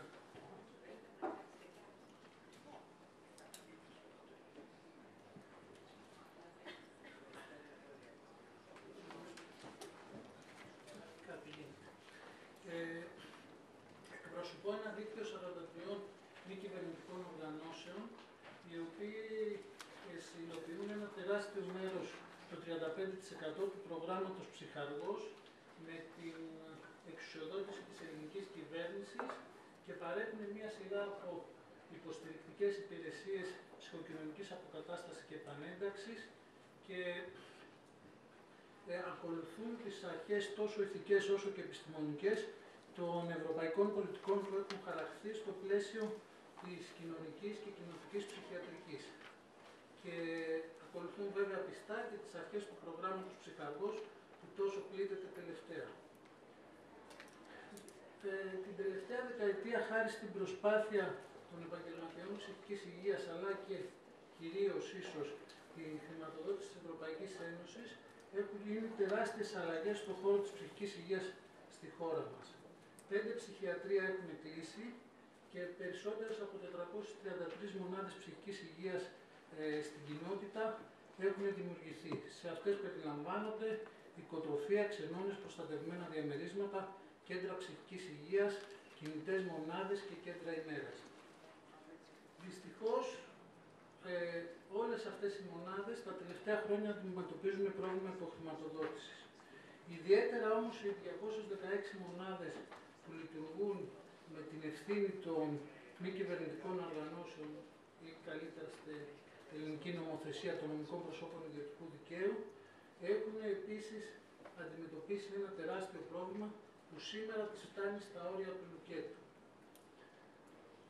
Το πρόβλημα της υποχρηματοδότησης φτάνει το 50% για αυτόν τον χρόνο και δεν είναι αποτέλεσμα του μνημονίου. Είναι περισσότερο αποτέλεσμα λάθος πολιτικών και στρατηγικών που έχει ακολουθήσει η πολιτική ηγεσία του Υπουργείου Υγείας. Το Υπουργείο Υγείας έχει εξασφαλίσει μόλις 45 εκατομμύρια ευρώ από τα 90 εκατομμύρια που χρειάζονται για να καλύψουν το φετινό προϋπολογισμό και το έλλειμμα του 2008. Εξαιτίας της μείωσης της χρηματοδότησης, η ποιότητα αλλά και η λειτουργία των μονάδων έχει περιοριστεί πάρα πολύ. Πολλοί ασθενείς έχουν αρχίσει να υποτροπιάζουν και οι εργαζόμενοι δεν μπορούν να δουλέψουν πια, όχι απλώς με τον ενθουσιασμό που είχαν πριν, αλλά και με τις βασικές προϋποθέσεις που θα απαιτούσε κανείς για έναν εργαζόμενο. Ο ενθουσιασμός έχει πάει περίπατο και σιγά σιγά δυστυχώς πάει και το κίνημα της ψυχιατρικής μεταρρύθμισης. Οι εργαζόμενοι μας είναι απλήρωτοι από το Μάιο του 2012. Η αδικαιολόγητη και συστηματική άρνηση του Υπουργείου να ακολουθήσει και να εκπληρώσει τις οικονομικές του υποχρεώσεις θέτει πλέον σε τεράστιο κίνδυνο όλες τις μονάδες καθώς και όλους τους ασθενείς. Το Δίκτυο έχει ήδη με εξώδικη διαμαρτυρία δηλώσει ότι πλέον αδυνατεί να παρέχει το επίπεδο των υπηρεσιών που προβλέπονταν και αδυνατεί να έχει την ευθύνη για αυτή την κατάδια της ψυχιατρικής μεταρρύθμισης. Το άμεσο αποτέλεσμα θα είναι ότι θα έχουμε κλείσιμο δομών και περιορισμό της αποκαταστασιακής και θεραπευτικής δουλειάς των μονάδων, τεράστια μείωση που ήδη υπάρχει του επίπεδου των παρεχόμενων υπηρεσιών και βέβαια όλα αυτά ακόμα και στο επίπεδο της διατροφής και της θέρμανσης των ασθενών. Διότι πλέον δεν μπορούμε να καλύψουμε ούτε τις βασικές ανάγκες των μονάδων. Ένας μεγάλος αριθμός των εργαζομένων δυστυχώς φοβάμαι ότι θα βρεθεί αντιμέτωπος με το φάσμα της ανεργίας, γιατί δυστυχώς το κίνημα της ψυχιατρικής μεταρρύθμισης φαίνεται ότι αυτή την κρίση θα την περάσει πολύ δύσκολα. Ολόκληρες γεωγραφικές περιοχές θα μείνουν χωρίς ψυχιατρική κάλυψη, γιατί ήδη πολλές μονάδες, κινητές μονάδες, αλλά και άλλες μονάδες πρωτοβάθμια μιας φροντίδας αδυνατούν να λειτουργήσουν. Το ξανάνοιγμα των ασύλων δυστυχώς δεν φαίνεται να είναι πολύ μακριά. Ήδη έχουμε ενημερωθεί ότι η πολιτική ηγεσία το συζητάει. Πιο συγκεκριμένα, πέρα από τα προβλήματα που αντιμετωπίζουμε στον χώρο της ψυχικής υγείας σαν μονάδες, αντιμετωπίζουμε και ένα ευρύτερο φάσμα προβλημάτων που προέρχονται από τη γενικότερη λειτουργία του κράτους χρόνια στην Ελλάδα. Υπάρχει τεράστιο πρόβλημα πρόσβασης στην ψυχιατρική φαρμακευτική αγωγή, διότι υπάρχει ένα τεράστιο πρόβλημα με τους φαρμακοποιούς και τη συνεργασία τους με τον ΕΟΠΗ. Αυτό δυστυχώς φέρνει πολλά χρόνια πίσω τα θεραπευτικά πρότυπα που έχουμε ακολουθήσει για τους ασθενείς μας. Υπάρχει τεράστιο έλλειμμα πλέον σε ψυχιατρικές υπηρεσίες και σε φροντίδα από ψυχιάτρους, γιατί οι περισσότεροι ψυχίατροι αρνούνται να συνεργαστούν με τον ΕΟΠΗ. Και έτσι πάρα πολλοί ασθενείς μας έχουν μείνει ακάλυπτοι. Οι εισαγγελικές εντολές δυστυχώς πλέον αγγίζουν το 63%. Οι ακούσιες νοσηλίες δυστυχώς πλέον είναι η πλειοψηφία.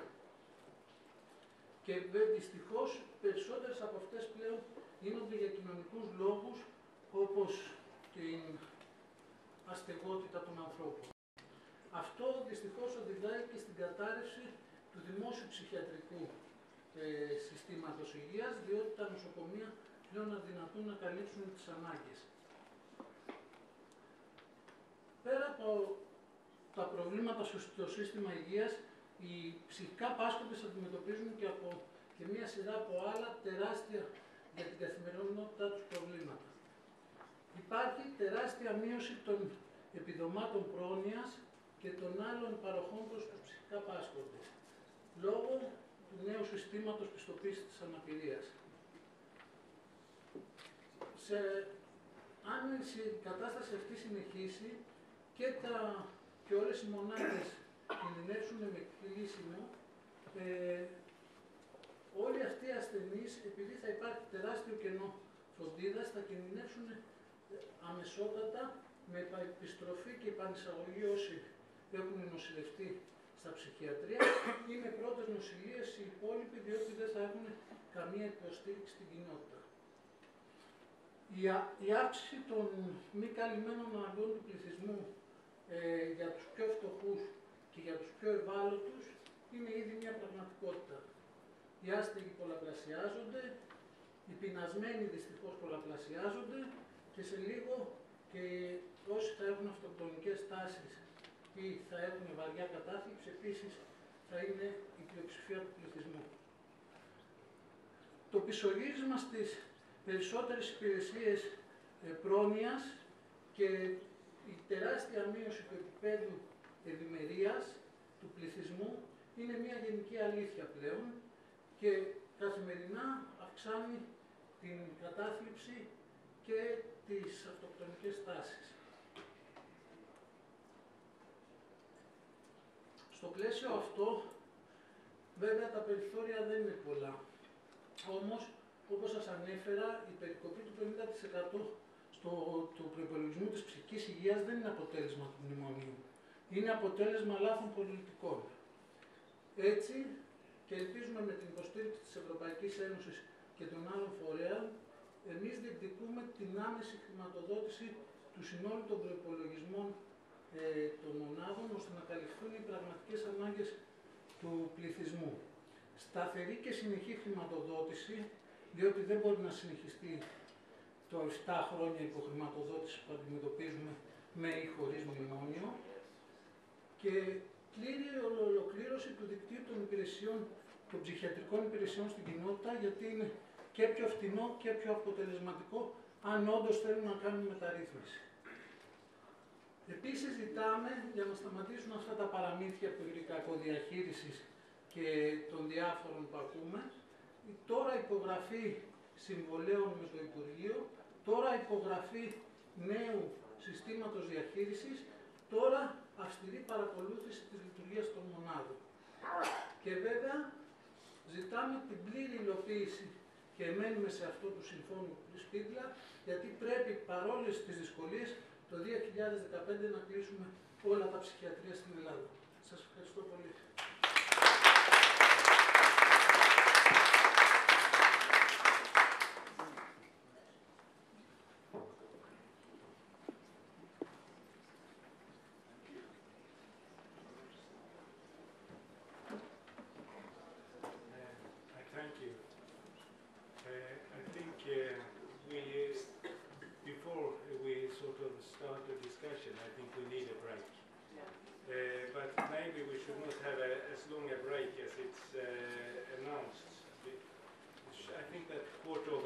Should be enough as a break now.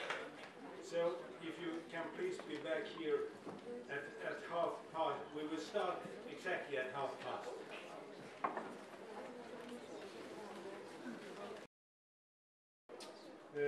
Professor Epaminondas Spiliopoulos, I find it difficult, the Greek names.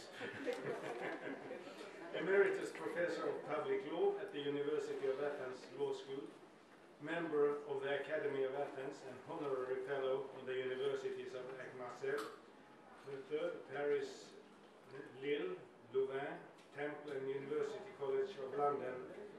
He would like to address a greeting to this meeting. So welcome up, Professor. Shall we begin now? Yes.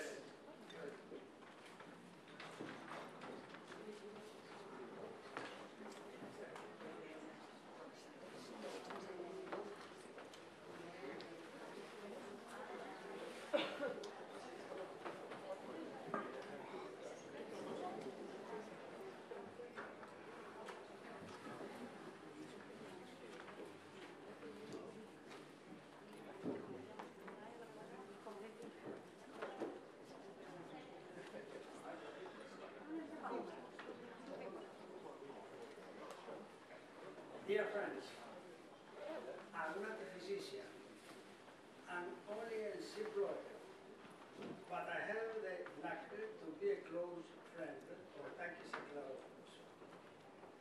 35 years ago, I have had the sad experience of the presidency of the board of the biggest psychiatric hospital in Athens, with some 2,000 patients and 400 staff, and I have understood how urgent is the need for the psychiatric reform.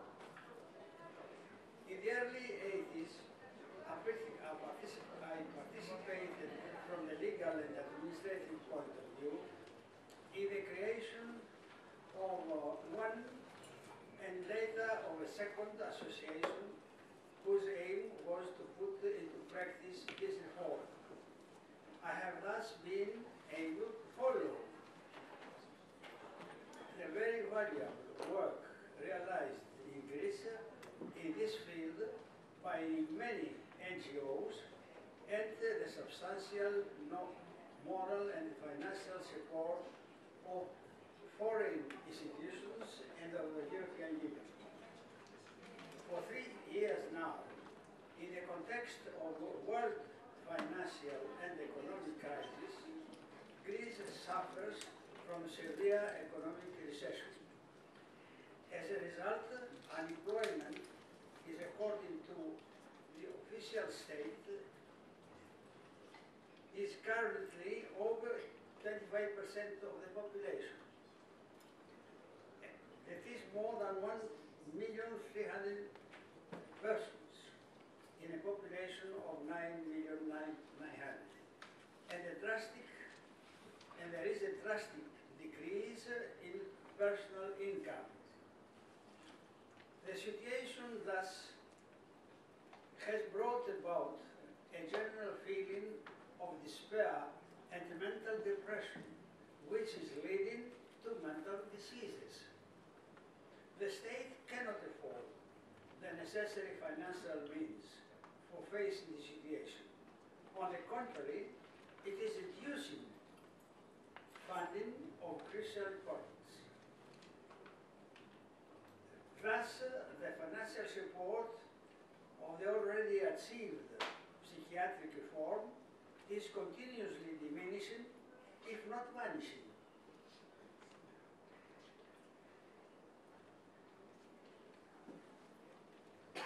Any moral and financial support from our friends abroad and the European Union is now necessary than ever. The Greek NGOs, whose aim is to put into practice the psychiatric reform, are deeply thankful to the Asklepios network and its prominent representatives. We thank you very much.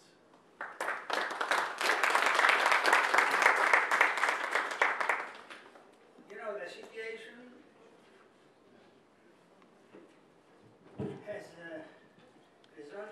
despair, in a general despair.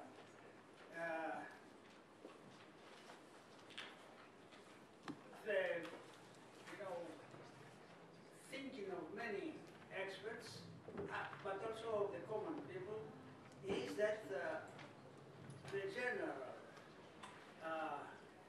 situation of the health situation of the population is in danger. But I think the psychiatric risk is much bigger than ever. Everybody that can help us in moral support, trying to find financial support, recommending the necessity to maintain the psychiatric reform already achieved is, basic for the survival of our nation. I thank you again.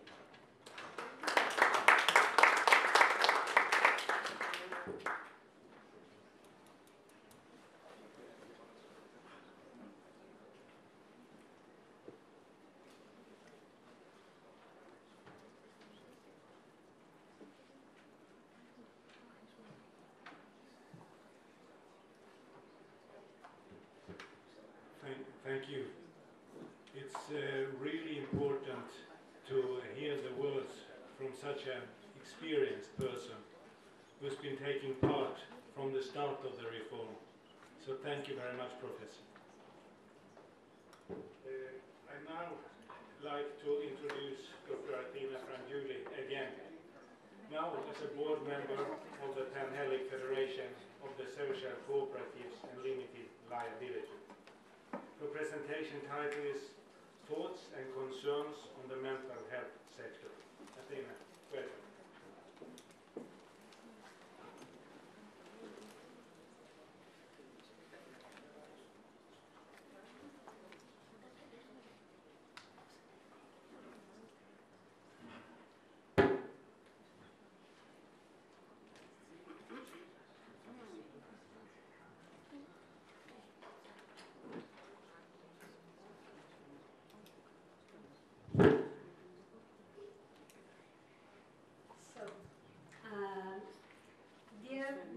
Of the Asklepios network. With deep emotions, we welcome you and we thank you for your active concern and support. 1.5 years ago, when Asklepios was organizing a conference in Amsterdam with the title, Does Europe Care?, I thought that we were playing with words, although it was mirroring a deep concern from a group of people that were worrying on what the European Union and the governments were planning and doing. 1.5 years after the conference, Does Europe Care?, I see the civil society, the national and European networking, the solidarity and mutual support flourishing. The crisis, which is not only economical, it's social and political, is worldwide. We experience it mainly in Europe and in Arab countries, and less in other countries. Why? Because Europe is the model of the welfare state, which was gained after the 2 world wars. The welfare state is attacked and reduced inch by inch since 1990. It's not nowadays only. Nowadays it has come to a reach. And knowing what was Obama's policy in the United States, that he wanted to make the welfare state as well, so the panic started to create all these problems that we are facing now. In Arab countries, people are fighting for equal rights in life and democracy. And probably in a while, we have to fight for democracy here in Greece and defend it. The Mediterranean Sea has been found to be rich in oil and gas. The future of the countries surrounding the Mediterranean Sea could be foreseen. But the banks The banking system and whatever comes with them are not indifferent of whatever comes in the Mediterranean Sea and are part of a peculiar chase game. Greece is the weak ring of Europe. Greek governments have been so short-sighted, corrupted, lacking in planning, that we now are living the unforeseen consequences. But Greece is only the front line. Europe is following. What comes after? At least here in Greece. Collapse, preservation, or opportunities for more developments? As a society, we are experiencing a collapse of the system, of the establishments, but we don't see the collapse of the corruption.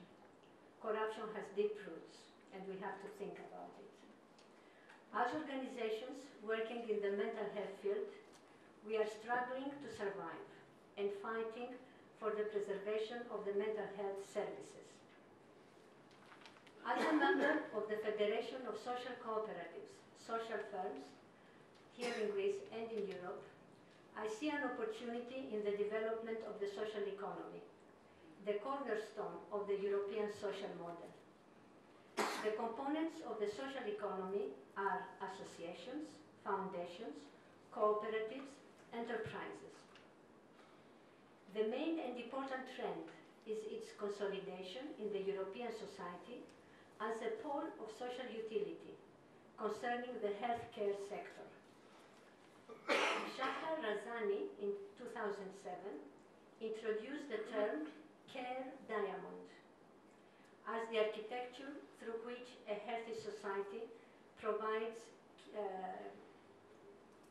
care for those with intense care needs.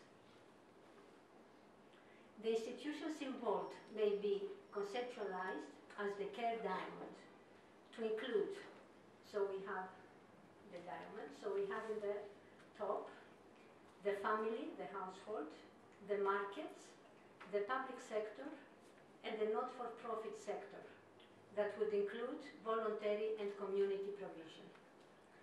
This social capital leans on the relationships that individuals are engaged. And we can distinguish three kinds: bonding, bridging, linking. These are three words that I really like. Bonding refers to trusting and cooperative relations between members of a network who see themselves as being similar in terms of their shared social identity. Bridging comprises relations of respect and mutuality between people who know that they are not alike in some socio-demographic sense.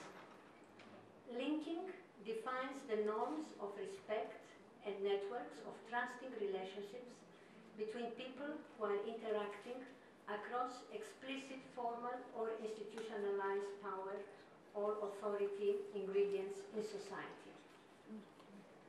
One necessary condition required for a healthy society would be a balanced distribution of a relatively rich endowment of all three of these terms and forms of social capital. So, my big question and consideration is how we are going to work on bonding, bridging, and linking in order to get out of this frightening crisis before it is too late, not only for Greece, but for Europe and worldwide. We are in front of a lot of problems. We have really to cooperate, and we have really to think hard of how we are going to cooperate, bridge, bond, and link. Thank you.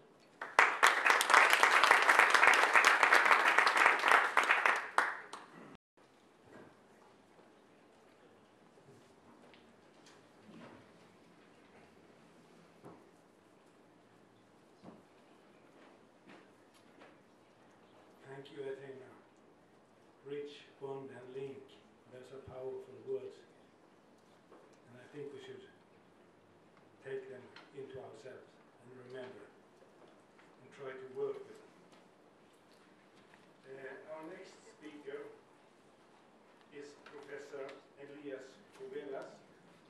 is President of the Executive Committee of the Society for Social Psychiatry and Mental Health. His presentation title is Psychiatric Reform, Achieve Goals, Present Situation and Future Perspectives. Professor, welcome.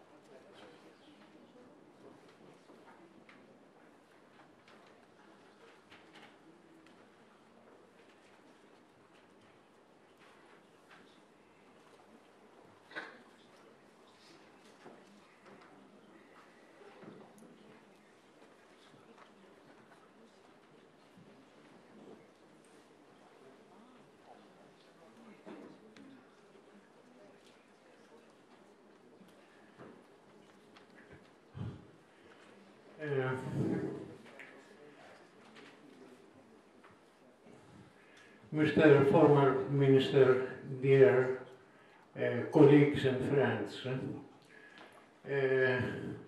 let me say from the very beginning that yesterday evening I changed the title of my presentation, so the title is the one that you see here, Mental Health in the Years of Crisis.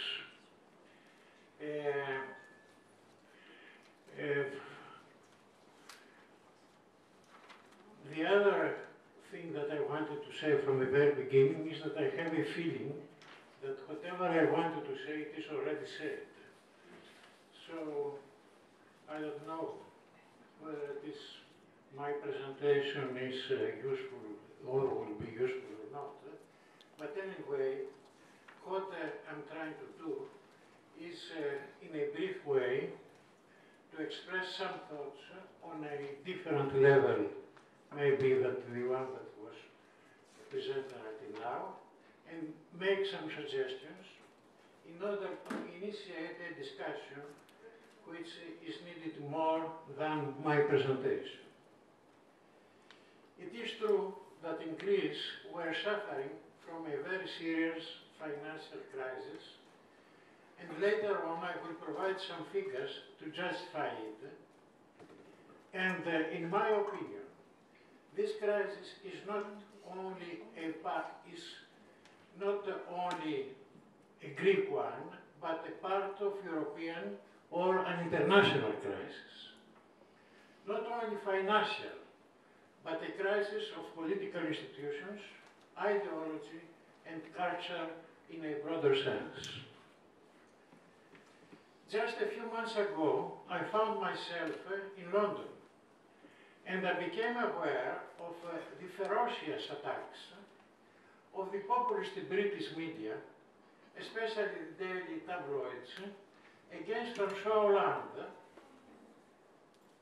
because he suggested some financial measures which would hopefully increase the financial growth of the European countries and would soften a little bit the austerity that the conservative governments imposed to the European citizens. I strongly believe that this crisis is a European problem, and in order to be solved, people from all over Europe must find ways to react to the conservative ideology that dominates Europe. In Greece, of course, the financial problems are extremely serious. As Professor Luca Cacelli mentioned, during the last 3 to 4 years, Greek economy contracted by more than 25%. In the year 2012, the decrease of the gross national product went down by 7%, instead of an increase by 1.1% that was predicted by the memorandum signed between the government of Greece and the Troika, that means the IMF, European Union, and Central European Bank. Unemployment has raised this year up to 25%, whereas by the same memorandum, an order of 15% of unemployment was predicted. These numbers probably suggest that the economic policy imposed by the Troika was an economic fiasco, putting more pressure on a citizenry already battered by crippling austerity and high recorded joblessness. By January 1st, 2013, the main decrease of the salaries and pensions will be of the order of 25% to 30%, ranging from 10 to 15% to 50%. And although people in Greece suffer from such extremely difficult conditions, several officials from Central and Northern Europe threaten or predict the expulsion of Greece from the Eurozone, imposing that way very serious problems for investments in Greece and for the application of the agreements between European Union and Greece. A few days ago, the Minister of Finance in Greece declared in the Parliament that if Greece does not get the next dose of the loan from Europe, many Greeks will famine. As simple as that. Nevertheless, such a difficult situation is not only the result of external factors, but also the result of internal ones. As it is, the consumption boom, a conservative ideology, fueled by the low borrowing costs accompanied by a corrupted and inefficient public sector, where the public health services have played a protagonist role. Professor E.K.Ψ mentioned the huge problem of the pharmaceuticals. It's obvious that the today's austerity conditions affect mental public health, and indeed, mood disorders are rising in a tremendous way during the last years, and the funding of mental health by the state is reduced dramatically. However, in our society, I'm talking about the Society of Social Psychiatry and Public Health, thanks to the good planning of the administration, I don't mean myself, I mean the people who are working in the administration, we have managed to reduce our expenses in a way that gave to us the possibility to keep, at least until now, the reduction of the salaries of the personnel in the minimum possible level, and keep, of course, the same quality of services to our patients. Of course, there is an about 5 months delay of the flow of the funding by the state, but state always the same. But do not forget that a few years ago, during the boom period of the economy, these delays reached sometimes the level of 7 to 9 months. It is a continuous problem. I think that our challenges during the crisis can be summarized in the following 3. First, keep the same or even improve the quality of the already existing mental health services.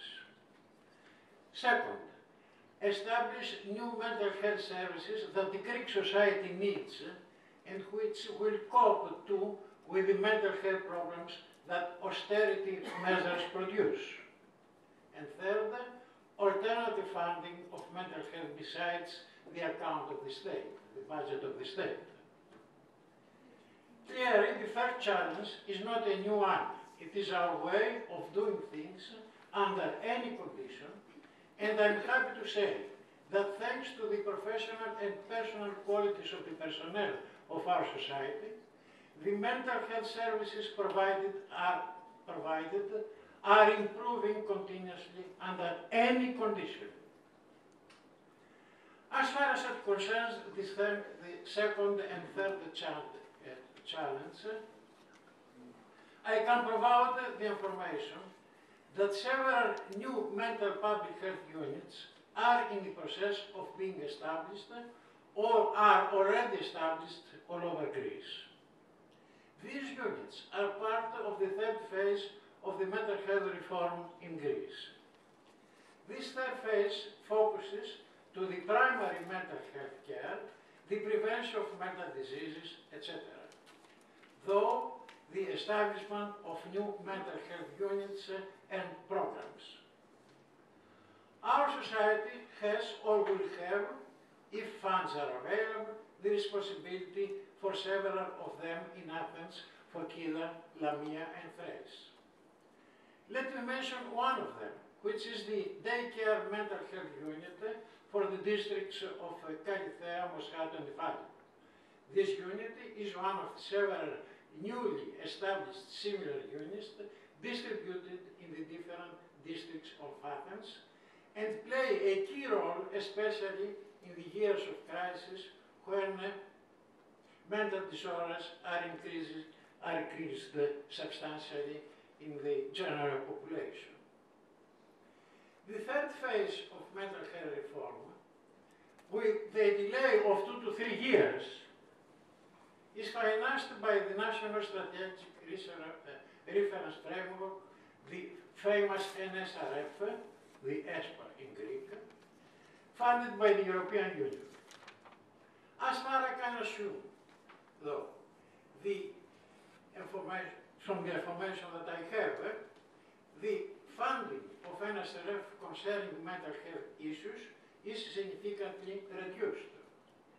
Therefore, few of the originally planned units and projects will be funded. Even worse, funding by NSRF will end in about 2 years. And under the conditions that I have already described, the funding by the national account will be impossible. Therefore, I am afraid the whole system will collapse in about 2 years. The new units and several of the old ones will shut down. So, it is clear that alternative funding from abroad, especially from different European sources, is desperately needed. I hope that the Asklepios network and the EHMA will play a key role towards this direction, and that this meeting will provide a good start for this kind of developments. Thank you for your attention.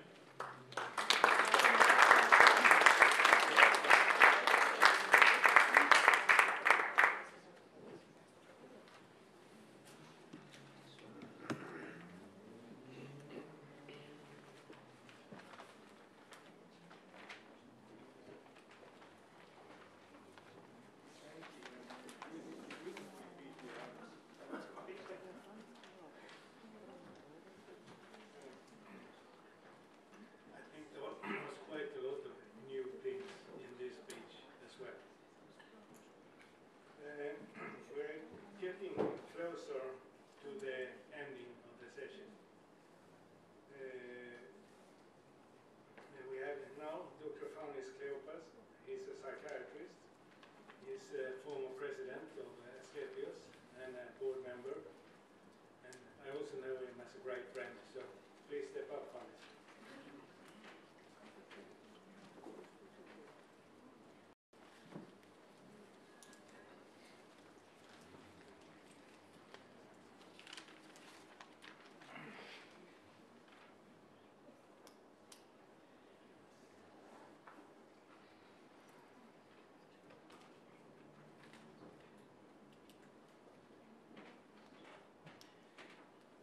Friends and colleagues, comrades and friends, as my friend Anders usually says.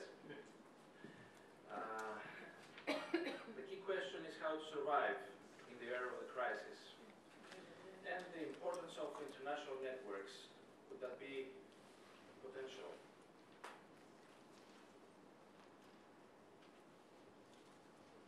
Crisis, from the Greek word krisis.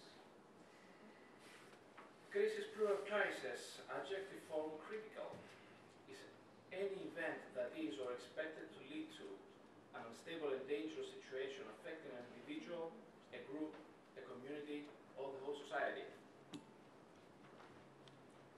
crises are deemed to be negative changes in the security, economic, political, societal, and environmental affairs, especially when occur abruptly with little or without warning. More loosely, it is a term meaning a testing time or an emergency event. This is a bit of my Chinese. The two ideograms are pronounced as crisis, read together. The first one, by itself, means danger. The other one, here is an opportunity. That is a disputable thing, as I found out in my research among people who know Chinese. Crisis is a situation of a complex system, family, economy, society. And the system functions poorly. An immediate decision is necessary, but the causes of dysfunction are not clearly known. Situation of a complex system. Simple, do not enter crisis. We can speak about a crisis of moral values, we know a little bit in Greece about that, or economical, or a political crisis. Many countries, according to my research for this presentation, have passed through crisis, political crisis, for many years. For the sake of time saving, I didn't put in information. I found crisis for Norway, the UK, Belgium, too many countries. We cannot talk about the motor crisis, though. Motors don't pass through crisis. Poor function. The system, when it is in a crisis, it still functions, but it does not break down.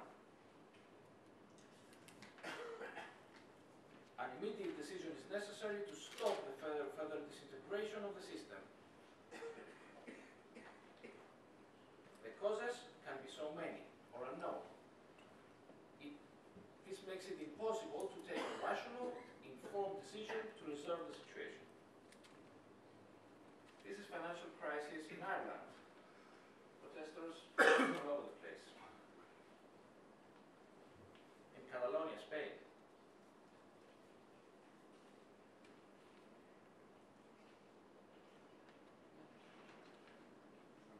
And this is Greece.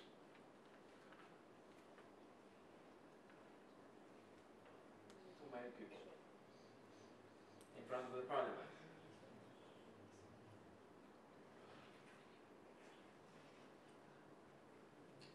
These are some lyrics by a Greek poet called Paladas or Alexandrevs.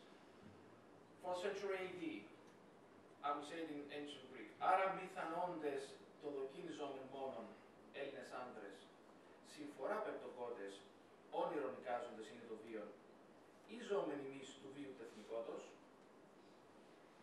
I think these are the lyrics that I preferred to describe what, according to my opinion, was the situation before entering the crisis. We thought, perhaps living in an imaginary life, that we have fallen in disasters many years before. We considered real life as a dream, or we thought that we were truly living by enjoying ourselves, not paying attention to what the expenses were, and life itself, we thought it was dead, so we were above life.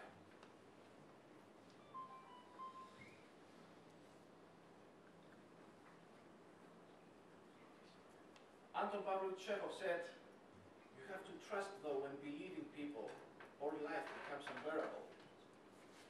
And I hope that Professor Asklepios would be here. He would probably recognize himself back in the 60s. Here he is, trying to make this poor person in the psychiatric hospital to comfort him. He's a psychotic person.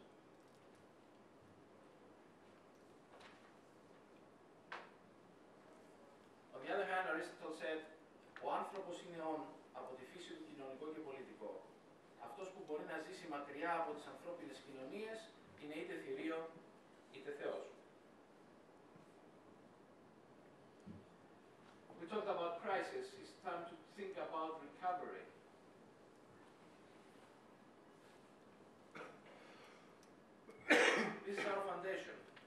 Foundation Asklepios. I tend to consider Asklepios as part of the recovery phase. Asklepios is a network organization established in 1992. 1998, yes. Sorry. And all its partners coming from the UK, the Netherlands, Belgium, Greece, and Norway are providing mental health services in their countries, and most of them support elderly people and people with mental disabilities. Asklepios gives a platform to healthcare organizations in Europe to exchange experiences, to set up joint projects, and to organize exchange programs for healthcare workers. This is Asklepios and its functions. Every organization is free to innovate within its own cultural framework, which means respect national needs and financial means.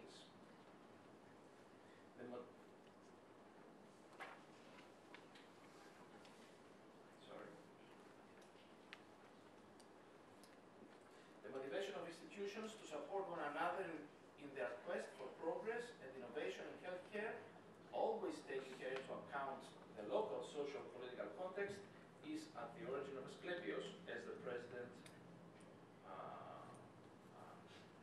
Mr. Anders Wallstedt, already said. These are the member organizations. I will go past them, go through them quite fast. This is Belgium. OPZ Geel is the well-known hospital from the medieval years that has the foster families. This is Greece. We hope we have some company there, but unfortunately we have difficulties finding someone to be there. United Kingdom.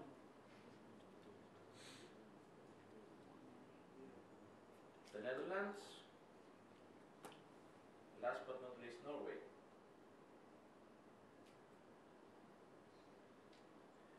We have to thank in the Asklepios board, Mrs. E.K.Ψ, our secretary, and our very wise advisor, Mr. Marcel Carpey.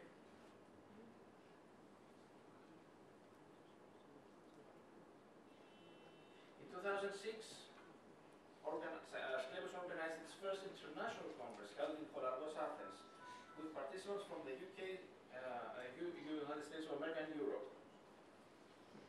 And in 2011, another very important European Congress was organized by Asklepios in Amsterdam. Already, Mrs. Athina Frankouli said something about the key question, the penetrating title question, does Europe care? This is a still vibrating, inspiring question for the people working in Asklepios context. Members of the board, we meet twice a year to discuss future plans and follow up our current ones. There is always a discussion about exchange visits for staff members in order to enrich their experience. This is something we seem to underline and think is one of our top priorities. Bilateral contacts between member organizations are stimulated and supported by the Foundation in many different ways. One way of getting to know each other better is to rotate the location of the board meeting. In this way, each member organization not only gets the chance to host the board meeting, but also to present its organization, its facilities being provided to the tour. Asklepios' activities are funded by annual membership fees and the European subsidies. Chairman is appointed by rotation. Since September 2010, Mr. Anders Wallstedt, who's present today, is the chairman. Last but most certainly not least, Asklepios became full member to the European Health Management Association. You already heard talking about EHMA. EHMA is active in all sectors of healthcare and has 160 member organizations in all Western and Eastern European countries. EHMA is one of the most influential advisory bodies of the EU concerning health matters. We think and we plan to push forward and to sustain pushing forward things and elements of today's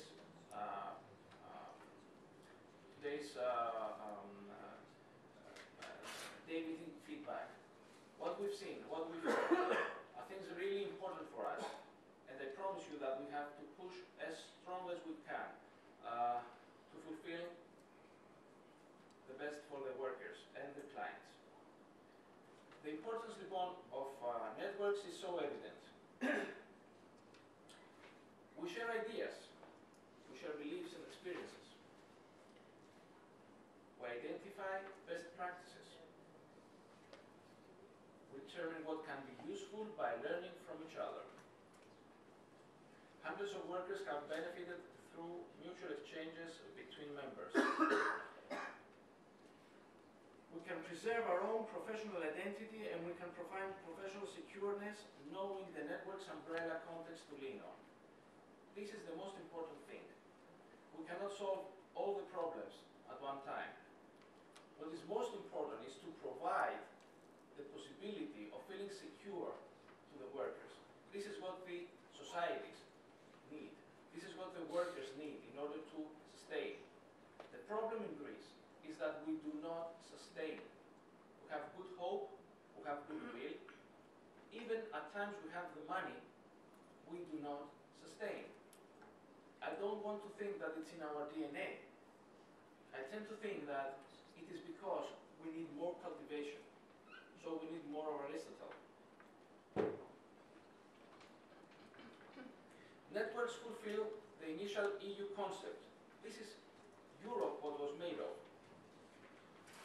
Diversity does not mean fear, but fruitful potentials.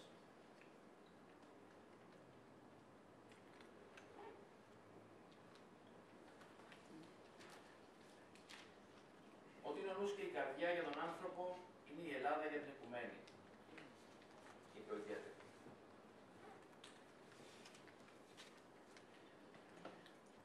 Για τον κόσμο μπορεί να είσαι απλώς ένα άτομο, αλλά για ένα άτομο, ειδικά αν μιλάμε για ένα ψυχοτικό, να θυμάστε ότι μπορεί να είστε ο κόσμος όλος.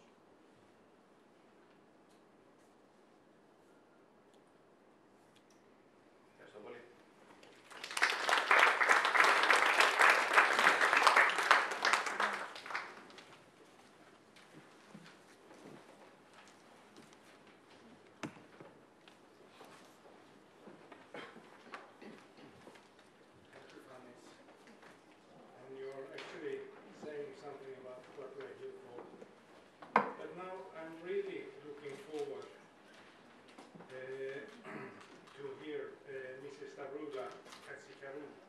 Director of Mental Health of the Ministry of Health, to listen to her presenting her point of view and the efforts towards the political leadership of the ministry. And I wonder also, I mean, we heard some ideas of creating a task force or a pressure group, and I can assure you that if you want to use Asklepios, and if you want such a task force, because it has to become on a Greek initiative as far as I understand, then we would be very willing to take part. Please come on.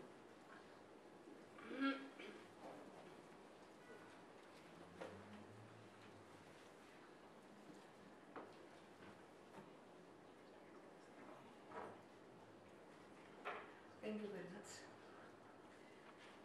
I have been invited here today as the director of mental health department. Sorry for my English, but I never use your language, so I cannot speak English well. But I'm here more than a citizen of this country. But seeing the best effort of this country, the best effort in the field of health in crisis.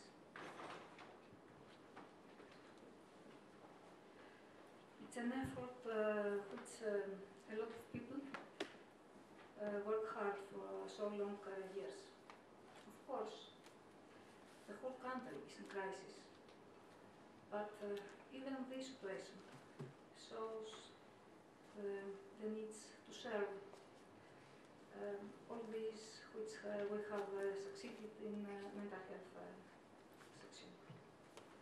Furthermore, we must try for the growing of the action in order to succeed more in this field. In our department, we work hard. Not only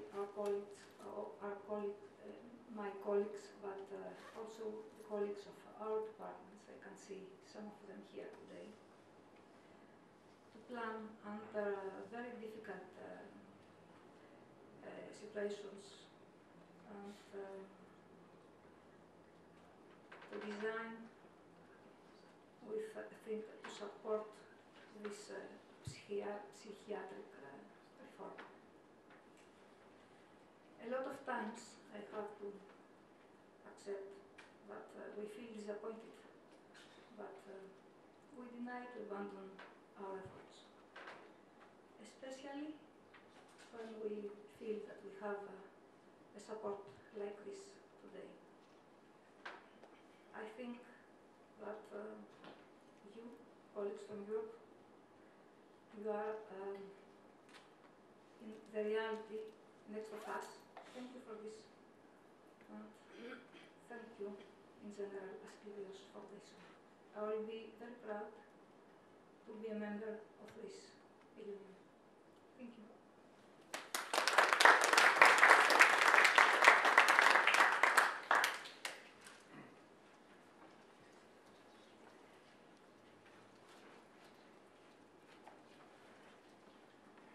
Yes, we have come to the end of those who have said that they would like to say something before.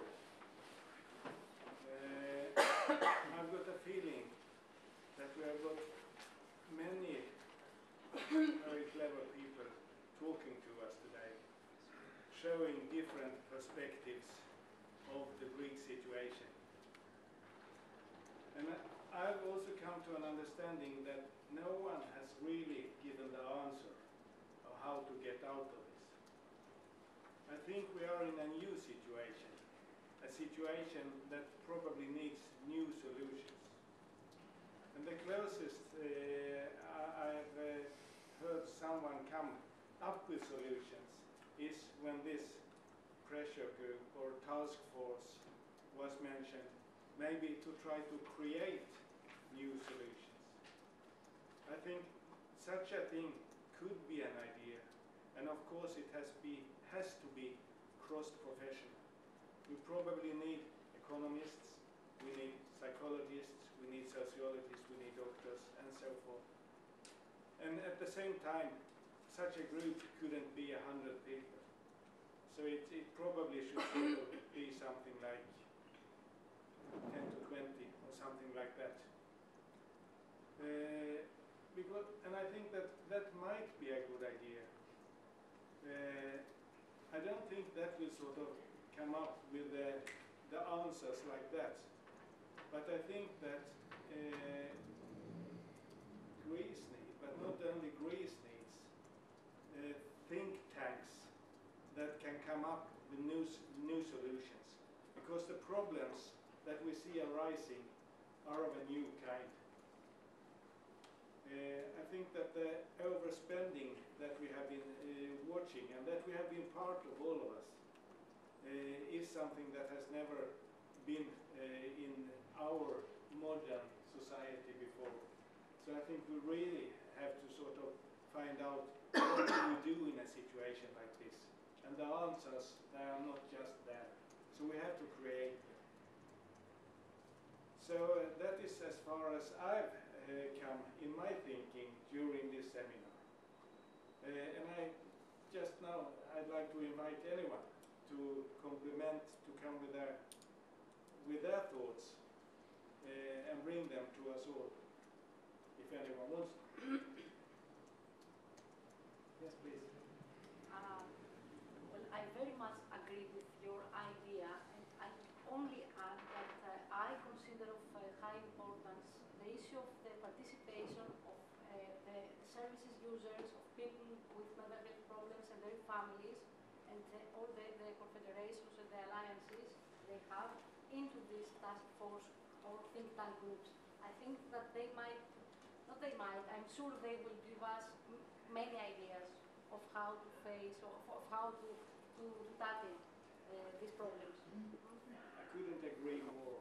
I must say that in my group of directors that I use as a managerial team, we have for the last 8 years we have had patients with us, and that has been very, very fruitful.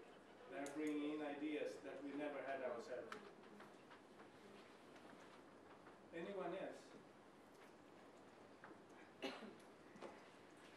Yes, Anders, I agree. The idea of such a task force, pressure group, but I think it's very important that it should be organized, because I think it's more or less the same conclusion as we had in April. And I'm a bit afraid of having ideas and not bringing them in practice, especially because of the development of the situation in Greece. The urgency is so high that it's impossible to say that we think it is a good idea and not to do it. So but the problem is, I think, who should take the initiative? And I think that it is important that the initiative should be taken in Greece, and that the people who want to support, and the countries who want to support, and the European Union who we can try to get supportive, should be asked with urgency, like is made clear today, to make a step. But I think it would be not, if it's not correct, or if you have other ideas about it, say it. But I think it's not, it should not be the way that those initiatives should be taken from Holland or from Norway or from Belgium, but it should be taken from Greece. And we should like to support it. So my question is, how can this initiative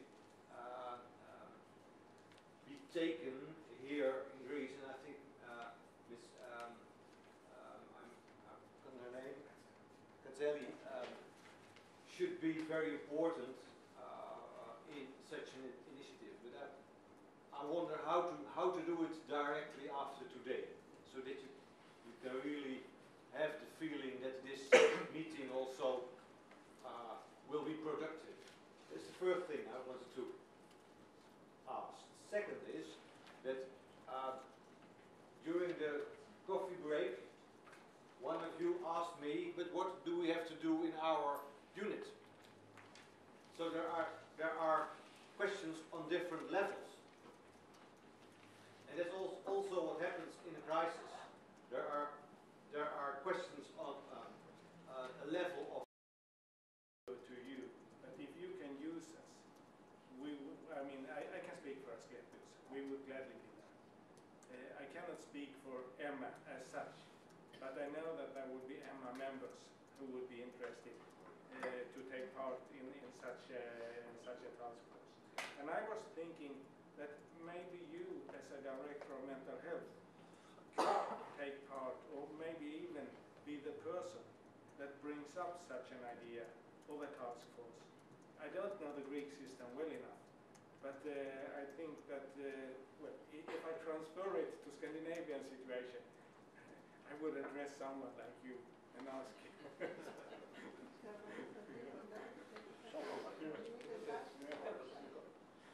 I should like to say that as a network, Aργώ network, we almost work like task force. We have written letters to the Prime Minister Samaras and to Venizelos and to the President of Democracy, Mr. Bakuira, saying the difficult situation which we are now. And they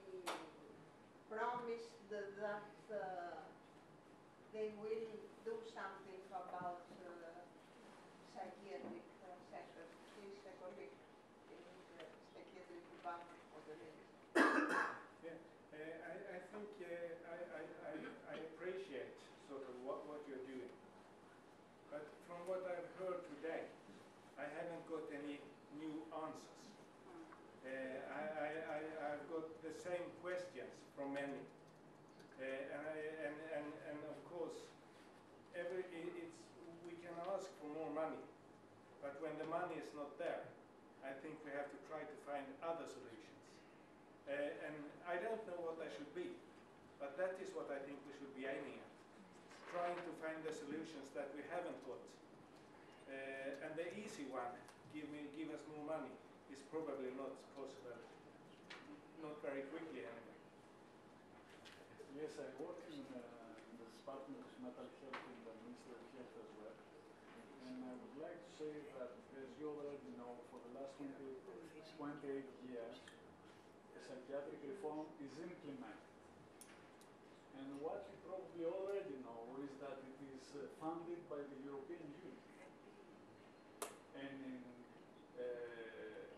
it's not just the funding of the European Union, it's in the context of this funding, we keep in touch and we harmonize our policies with the values of psychiatric reforms. That is very important. So we run the danger now that if the psychiatric reform is reversed, we will be detached from these values. So that is very critical. And I would like to say as well that Greece is a country with an income which is of a medium level in European Union. So Greece is a testing ground for the success of psychiatric reform in European Union. If the psychiatric reform in Greece fails, then it will be doubtful if similar psychiatric reforms will be initiated in the countries, in the East European countries, for instance. So we have to find answers whether psychiatric reform is a luxury for rich countries or something that can be spread in all Europe or in the whole world. So that is very important. So one of the agendas of this pressure group is to try to find these answers. Yes, I quite agree. I think that's very wise comments. And as I was trying to point out, I mean, the WHO, they are now sort of trying to tell the whole world to do what you were doing 15 years ago. And I think you're right. I mean, we have to show that this is a thing that can survive. And we've got to find the solutions of how to do it. And I think another thing that Asklepios, for instance, should take into consideration is that austerity measures is not something Greek. Austerity measures are enforced in many countries. So we must be aware and we must try to find out whether the mental health sector in particular is threatened in the context of these austerity measures.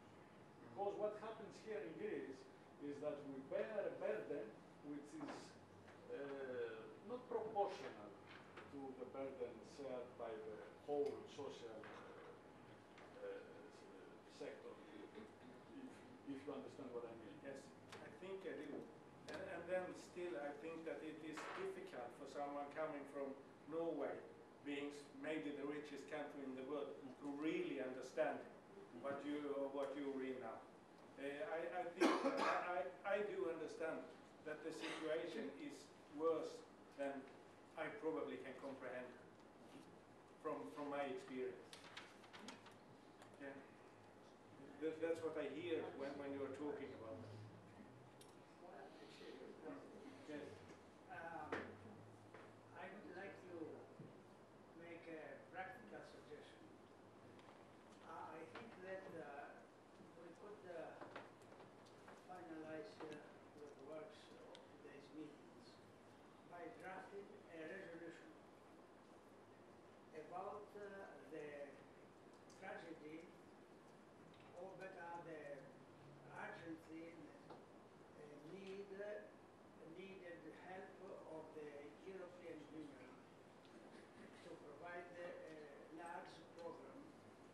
survival of the psychological reform, which began in Greece with a raid for a period, not to, which risks to collapse, and with supported with an appeal of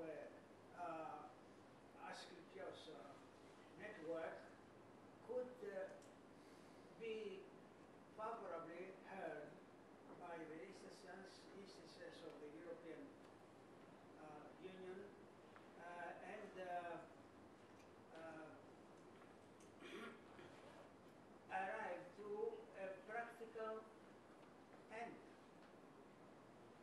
So maybe you could draft such a resolution, which will be also adopted by the Trena